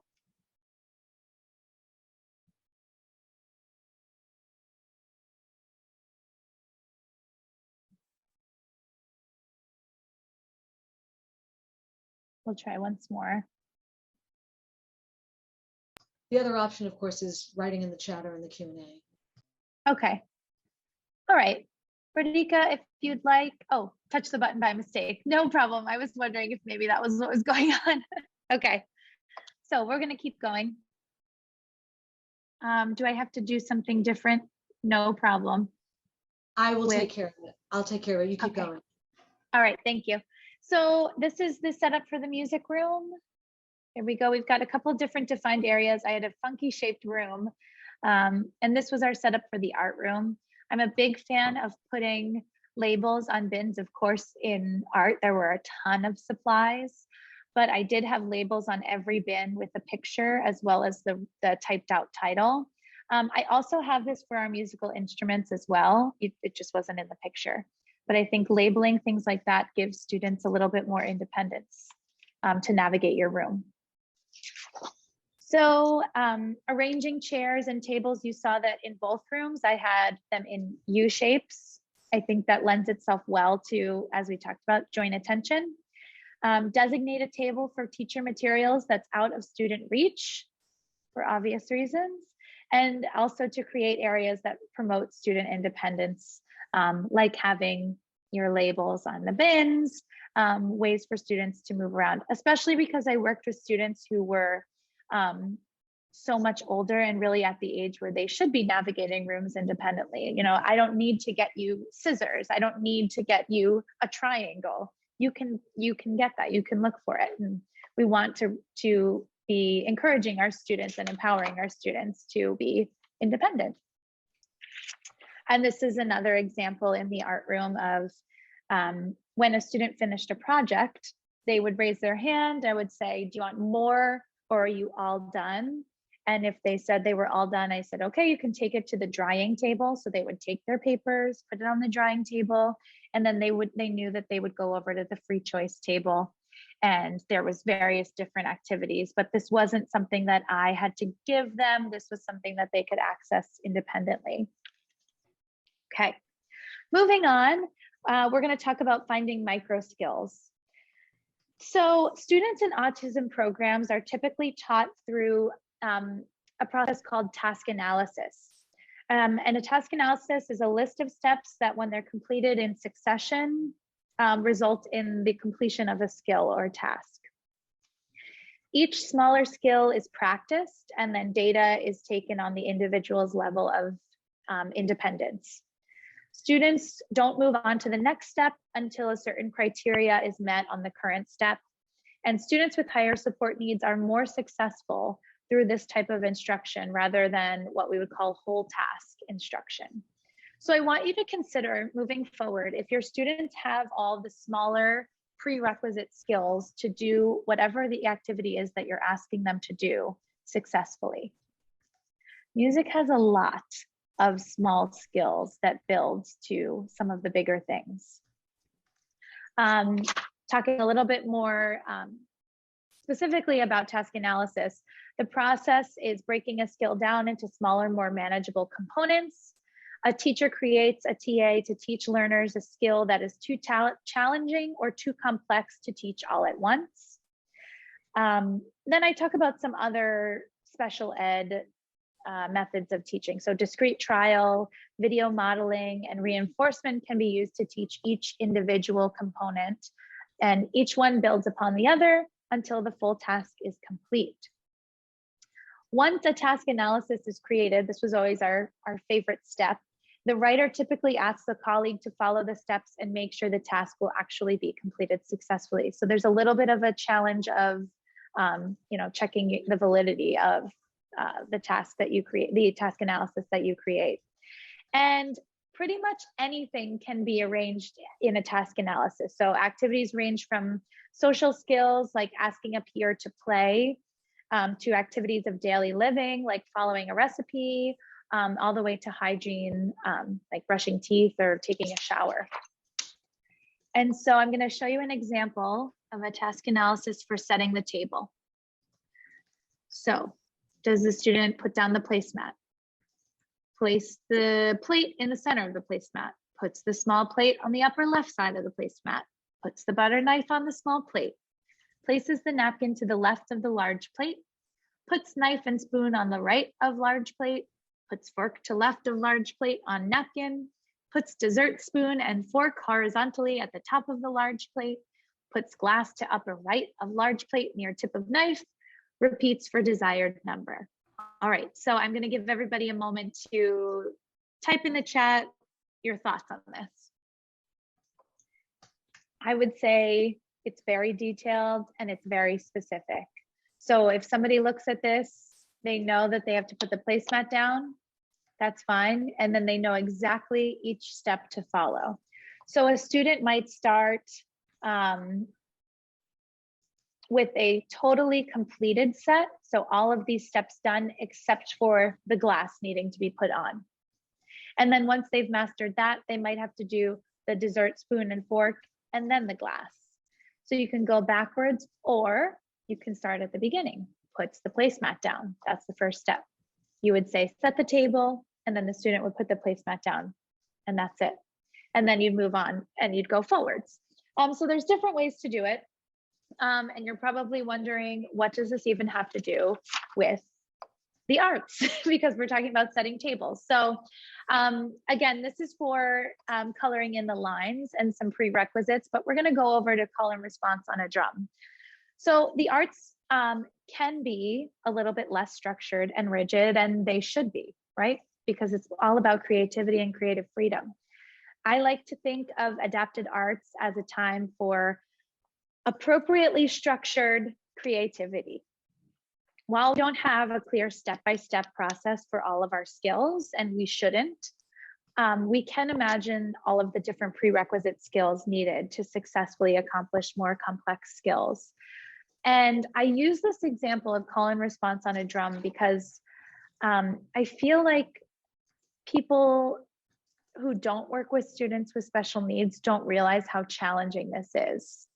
And sometimes it's viewed as just an easy, well, you just repeat after me. And it's like, no, it's not. There's a lot of more complex things happening than just repeating after you. So let's go through these. There's joint attention on the teacher, active listening, processing a rhythmic pattern, tapping a drum, using two hands on a drum, waiting for their turn to play, not playing while the teacher is playing, having impulse control, and stopping when their turn is done. There are a lot of components to call and response on a drum, right? There's a lot of things that you could practice within there. And one of the things that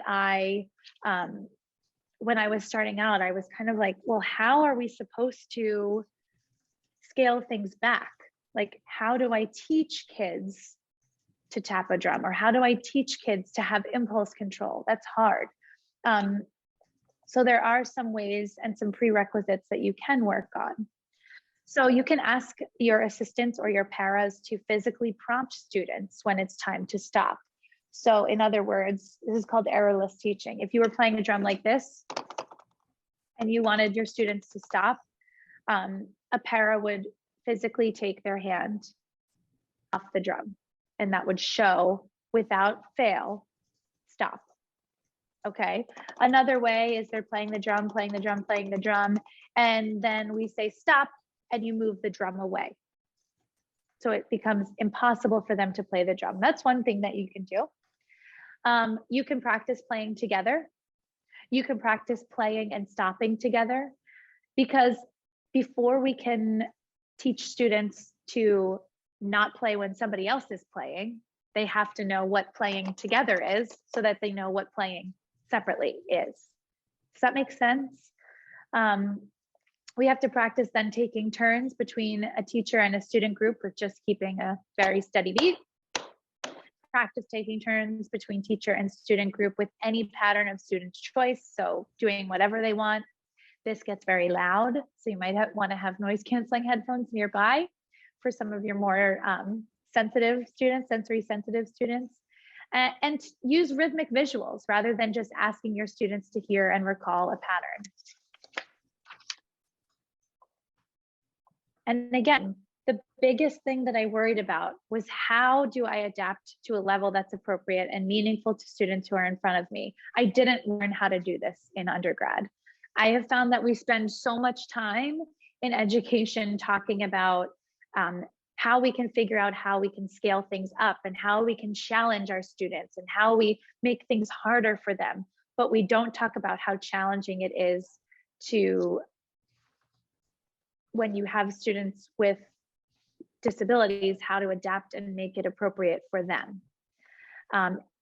Their classes look vastly different than the classes of their peers. And I think there are way less resources available for how we can simplify concepts to an appropriate level when you have students with learning differences.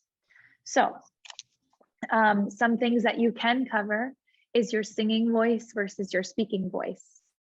And even if you have students who are nonverbal or use AAC devices, you can still be the model. Right now, am I speaking? Am I using my speaking voice or am I using my singing voice? Right now, am I using my singing voice or my speaking voice? Something like that. Of course, you can practice steady beat. You can practice that on your body. You can practice that on an instrument. You can practice that through dance. You can practice playing and stopping, rhythm, and I use the words long and short until we're really ready for those rhythmic words. High and low, pitch, right? Loud and soft, and fast and slow.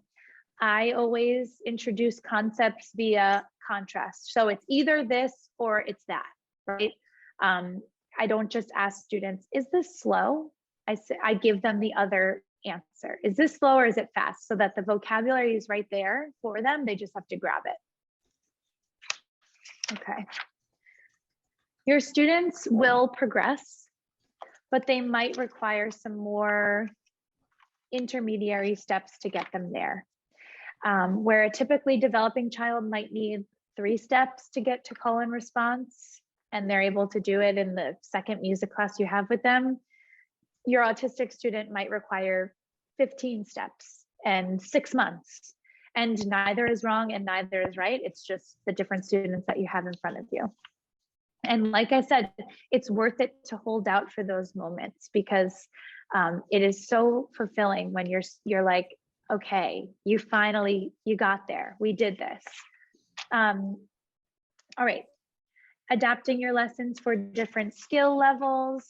This was my example of adapting for different skill levels in art class. So students had varying levels of fine motor skills here.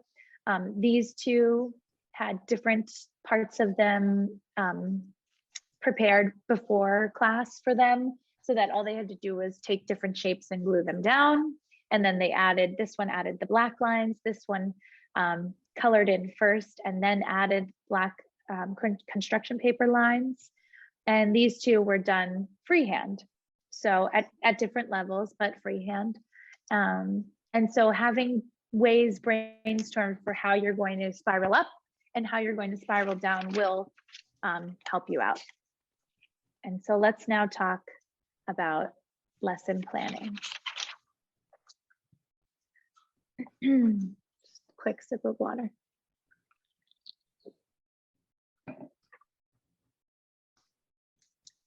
So some tips about lesson planning. You want to be mindful of the language that you use when giving directions. Pick one way and stick to that one way. So the example that I like to use is play the drums. There are many, many different terms that different teachers use interchangeably for play the drums. And when you're working with this population of students, you have to get really, really discreet about which words you're using and stick to it. So play the drum might mean something different than tap the drum, which might mean something different from hit the drum or drum on the drum, etc. They all mean different things to each individual. I want my students to know that when I say play the drum, I mean do this. And I do this through modeling. I do it through showing them a visual and through practice, repetitive practice. A lot of working with the autism community is connecting words and visuals to actions and behaviors. And so I spend a lot of time practicing showing a visual and connecting it to an action, and then practicing that and modeling that over time. I also want to make sure I'm using concise directions, and I cut out filler words, focus on the action. So I don't say, and now we're going to play our drums. I just say, play the drum or play drum, and that's it. Consider how much you rely on students' ability to understand your words during your class. And somebody told me, I think it was a former coworker, gave me this example. If your student only understood every 5 words that came out of your mouth, would they know what you're asking them to do? If all you presented them with was a verbal direction and they only understood every 5 words, would they know what to do?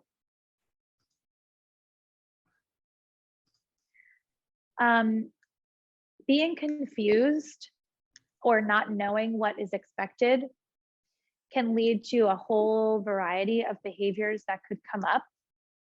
They're not receiving, if they don't know what is expected of them, then they're not going to be reinforced for doing that activity, right? Because they're not doing it. So why would you give them any reinforcement? And some teachers, if they're not participating, will yell at them or will tell them to get out of class, or get frustrated with them. Nobody in here would do that, I know.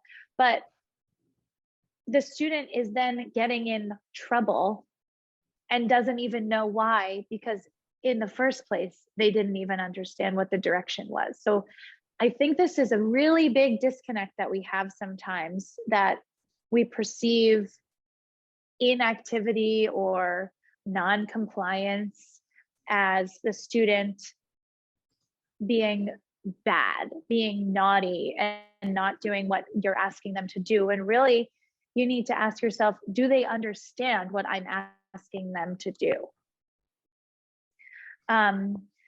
All of that is to say, make sure that you have other ways to communicate your directions. You're not just relying on spoken words. So one way we can do this is creating visuals to complement verbal directions. And then finally, choosing an appropriate method for asking your questions. Appropriate method meaning a method that is actually going to get you an answer and not something that is too difficult for the student to answer. So now let's talk a little bit about visuals.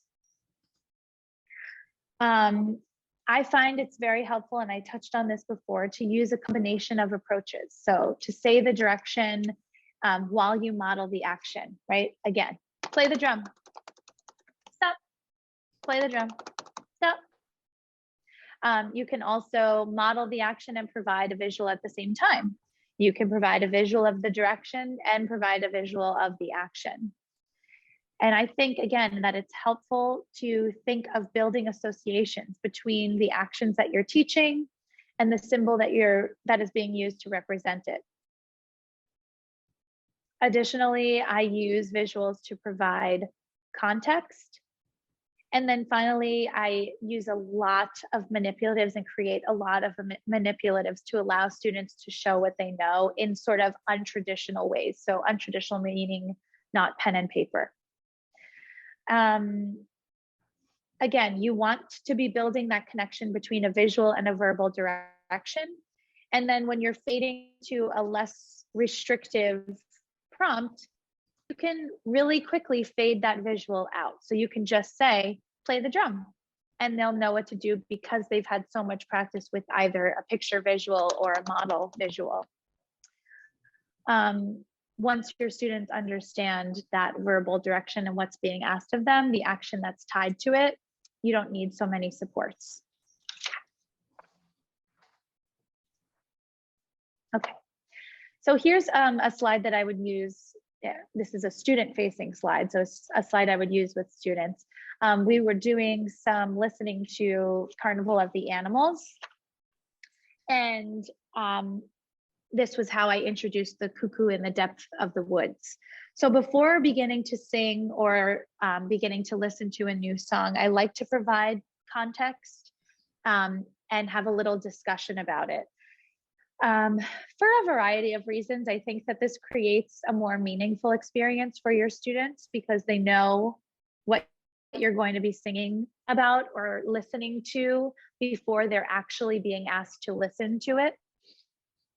Right? So again, you're not asking them to listen and glean meaning from it. You're just asking them to listen because they already know, the backstory of it. So from this slide, I might put this up on the board and I would say, what is this picture of? Where are we? And I would wait for them to say, you're in a forest, I see trees, it's sunny, there's grass. Okay, what animals do you see? Okay, I see a bird. How many birds do you see? I see 2 birds. What color are the birds? We'll talk a little bit about that. What sound does a bird make? Tweet, tweet, whatever it is. And then I would say, now we're going to listen to a piece of music. And this piece of music has a little sound of a bird. And the bird sounds like this, cuckoo. And while you listen, I'm going to have you try to find that bird sound. We've already had all of this chat about what we're listening for, what animals we're listening for, where this is taking place. So all you're asking the student to do now is listen for the sound of the bird, right? And again, if you didn't have all of these up on the board and you just said, listen to the sound of the bird, what if your student doesn't know what a bird is without the picture or without the visual? Then they're missing out on the next 5 minutes of music class. Is that fun for them? Is that engaging for them? Probably not. So I'm a big fan of doing stuff like this. I also think that you could show a printed picture, like it doesn't have to be on a slide or something. Oftentimes I would just print out a picture, especially when I was on a cart for the last, during COVID, I was on a cart and I would just print out visuals and I would say, look at the picture and what do you see? And you could also use a stuffed animal, a puppet, all different things like that, just to provide a little bit of a context, meaning. Okay. Questions there?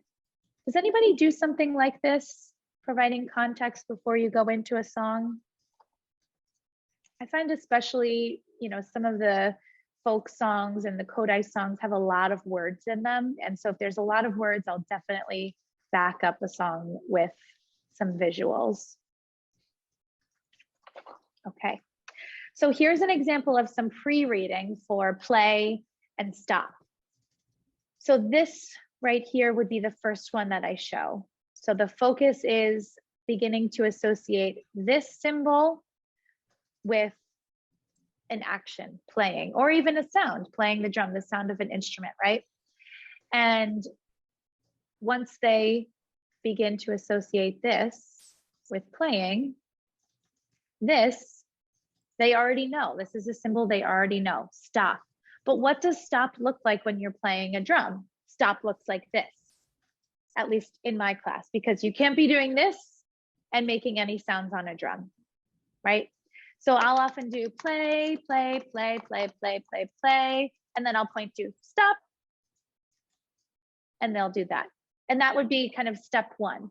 Music is full of symbols and full of visuals, which in some ways is awesome because students who are visual learners or need those visual supports are going to thrive. But, you know, if they just saw this doesn't mean anything to them yet. So you have to build in that meaning. The next step of this would be to show the musical symbol. So the musical symbol for rest with the stop sign that they're already familiar with. And then I just put the formal name of what that symbol is. So we would do play, play, play, play, play, and stop. Good. And now they're beginning to associate. Rest means no sound, play means sound. And then finally, we would fade again to just these symbols with the word underneath, the action word underneath. So play and stop. And then the last thing, of course, would be taking those last two words away. And then you're left with just the formal notation. Now, disclaimer, this will take a long time to fade for your students. So for my students that I was teaching them through this kind of model, it took us about 1.5 years to get to the point where we were using just formal notation. And even with that, it was my students who were sort of in like the least support needs category. So my students who were really, really with me in music class and progressing and practicing. But this is great because you can practice this with a variety of instruments. So you can practice this on a drum, of course, but you can also, once they're starting to get it, practice it on rhythm sticks, practice with shakers, practice with other types of drums or triangles, whatever you have in your classroom, you can keep practicing it. Just make sure you have one way for them to stop. I have found that to be really, really, really helpful. And because I'm able to model it, and for everyone, they just have to copy me. If that's where they're at and they're just doing this, then at least they're stopping with the rest of the class. So finding one way to say it and one way to show it is super important.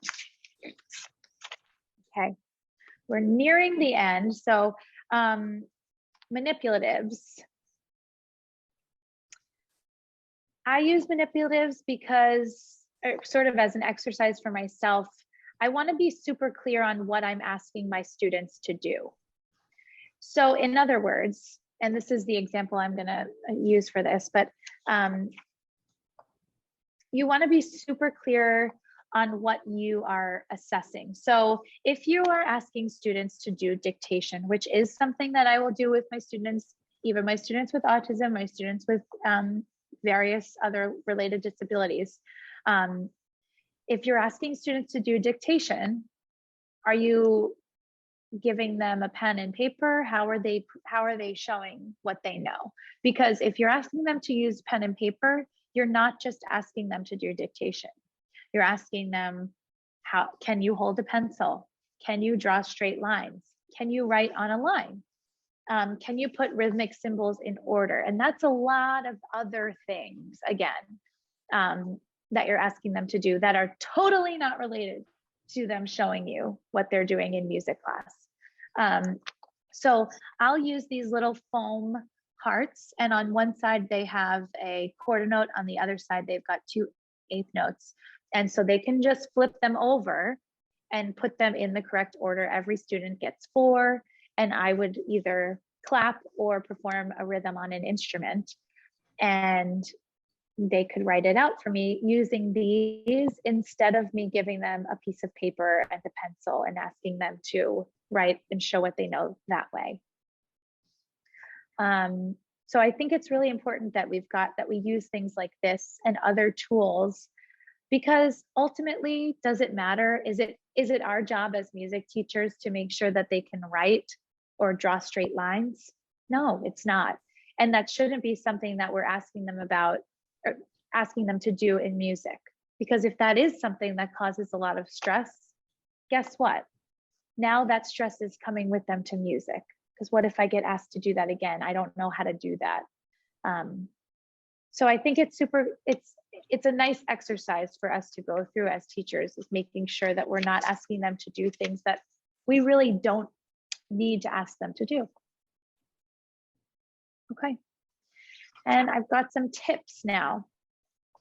So my first tip, take the time to get to know your students, learn about their interests, their strengths, their deficits, and how they like to be praised. Having this information will make your classroom a place that they want to be.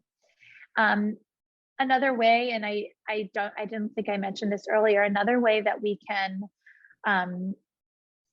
find out about our students is by asking their classroom teachers or their assistants. That's a resource that I don't think sometimes we get so busy that we don't tap into that, but knowing your students who have sensory sensitivities, who aren't going to like the sounds of loud instruments or loud music, it's good to know that. Those are the things that that you should have right away. Students who maybe are triggered by certain phrases. I used to have a student who got upset when you said, try this, try this. He would completely become dysregulated, and it became a dangerous situation if people ask that. But those are things that when you're working with this population, you need to find out about before you see those students. So know the things that they love, that they're interested in, as well as what is going to make them upset, because you want them to be the most successful in your class. Reinforce your students at every opportunity that you can. Whenever they attempt an activity, nothing is too small of an attempt. If it's closer towards your end goal, it's a win. So I had, I had a student who had a really tough time transitioning around the school. She had a tough time transitioning to music. And by the time she was getting up to class, class was already, class was already underway. And so that was overwhelming because she was walking into a class that was already going, right? So we needed to figure out a way for her to understand that it was fun, and that if she just got to class, she would have a great time, but she needed to get up there, and she needed to get up there before everything already started. So her teachers started bringing her up to the room throughout the day, like on her walks around the school. She would come into the music room. Her routine was that she would take a step inside, she would say hi, and then they would give her the choice. Do you want to stay in music or do you want to go back to class? And pretty much she would go back to class. And that was fine because she was just practicing transitioning. Sometimes she would take a step into the room and then she wanted to earn a minute of watching a video on the iPad, but she was watching it in the music room. So again, I feel like we can't be lost on the fact that students see when you're trying to make effort, and they see when you're not, when you're being rigid. And it's important that we show that we can be flexible, because although she wasn't doing something musical to start, that's not ideal, of course, she won't be doing anything musical if she can't even come up to the classroom. So think about your step one and really scale it back. Whenever possible, incorporate classroom behavior plans and reinforcement systems into the art or music room. This may or may not be something that you can do in your classroom. It depends on the type of school that you're working with or working at and the staff that you have. But a lot of times, especially in my last school, which was the students were staffed either 2 students to 1 staff or 1 student to 1 staff. So they were coming, there were a lot of adults. And so those adults were able to carry out those behavior plans. If it's only you with a group of students, of course, don't put that on yourself. That's a lot of work for you, and you won't even get to your teaching because you'll just constantly be throwing out tokens and all sorts of, edibles or reinforcers. And so that's too much to keep track of. Every student is at a different level. Plan to accommodate and differentiate by having scaffolded questions and prompts already brainstormed. Strive for the least restrictive environment, but don't be afraid to choose a more restrictive system to start. Sometimes I feel like people need to hear that. If you choose a more restrictive system, just put a plan in place to fade to a less restrictive model eventually when the student is ready. So you can be working towards that. And finally, ask for help. Special education is full of abbreviations and of jargon, and it's not your job to know all of it. So ask and collaborate with your special education team. That provides a consistent learning environment for your students. And honestly, in my experience, the special ed staff has been so grateful and appreciative when I've come to them with questions about students. It's worth it if you've got the time to do it. So I am hoping that we have gained some information today that we can take with us. I am going to put my contact right here, but we have a bit of time. We can take about 10 minutes to answer some questions if you have any. You can use the raise hand feature or just ask a question in the chat. And Kayla will get the slides to me so that you all can have the slides. And we have Kayla back again this afternoon for more. Yes. Okay, so maybe no questions for now. I would give it a little bit more time. People just to write something into the tool takes a little bit. Okay. While we are waiting, can you give us a preview of what we're going to hear about this afternoon? Yes. So this afternoon, I go a little bit further into the specifics of behavior and how we can create a classroom that is both motivating and engaging through really specific reinforcement, and how we can turn kind of the lens of behavior on music and talk about what we can do before we're asking students to do something, how we can ask it in an appropriate way, and then how we can provide reinforcement after to encourage them to do that again. We're also going to talk about tiered questioning and prompting, and ways that you can make your prompts and your questions more restrictive or less restrictive depending on the students that you have in front of you. Fantastic content. Let's give it a little bit more time, but I'm not seeing any questions. Oh, here we go. Something in the chat. Yeah, so it can totally take more than 6 months for students to get something. And you just have to know, I mean, I wouldn't suggest harping on rhythm constantly and drilling students, but finding different ways for at least them to touch on playing and stopping.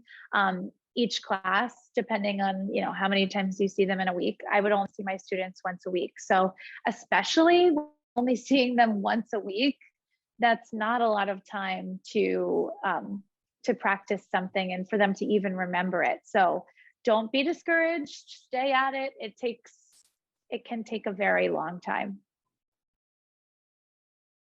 You're not doing anything wrong.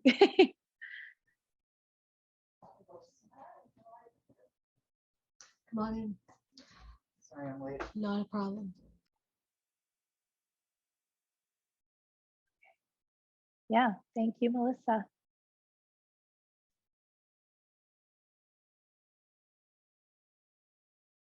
Okay. I'll give everybody a couple more minutes if anything comes to you. So it looks like we are good. Let's take a moment and thank Kayla Mclaughlin for the time she spent with us this morning. And we are so excited that we will see you back here this afternoon. Looking forward to that. So you're free to go. I'm going to do a couple of little logistical items and then let our folks have a break before the 1 o'clock sessions. Okay, great. Thank you very much. Kayla. So just to remind everybody, things seem to be progressing along quite well, but the videos and resources will go out on Monday. That seems to give the system enough time to process the videos. And then we've been working in the Google Docs, and I've been responding every few days. I log in and respond. So I see a lot of really great stuff in there. When it comes to the projects, you should read your colleagues' ideas, because if you're stuck or you're trying to figure out what you might want to do, you've got colleagues with great ideas in the documents. So please keep at it with those. There will be new between session engagement documents for today's sessions also going out to you on Monday. and we just keep plugging away. Next week, May 7th, you'll be doing that's right, it is May 7th next week. Wow. You'll be doing technology with Tomas Marquez and guitar class with Sarah Fard. And in the afternoon, technology again, but at a different level of depth. And then drums and percussion with Gretchen Hari. So that's the plan for next week. As it is now, we will take our break and we'll be back for level 2 this afternoon at 1 o'clock Boston time in about 50 minutes. Thanks, everybody.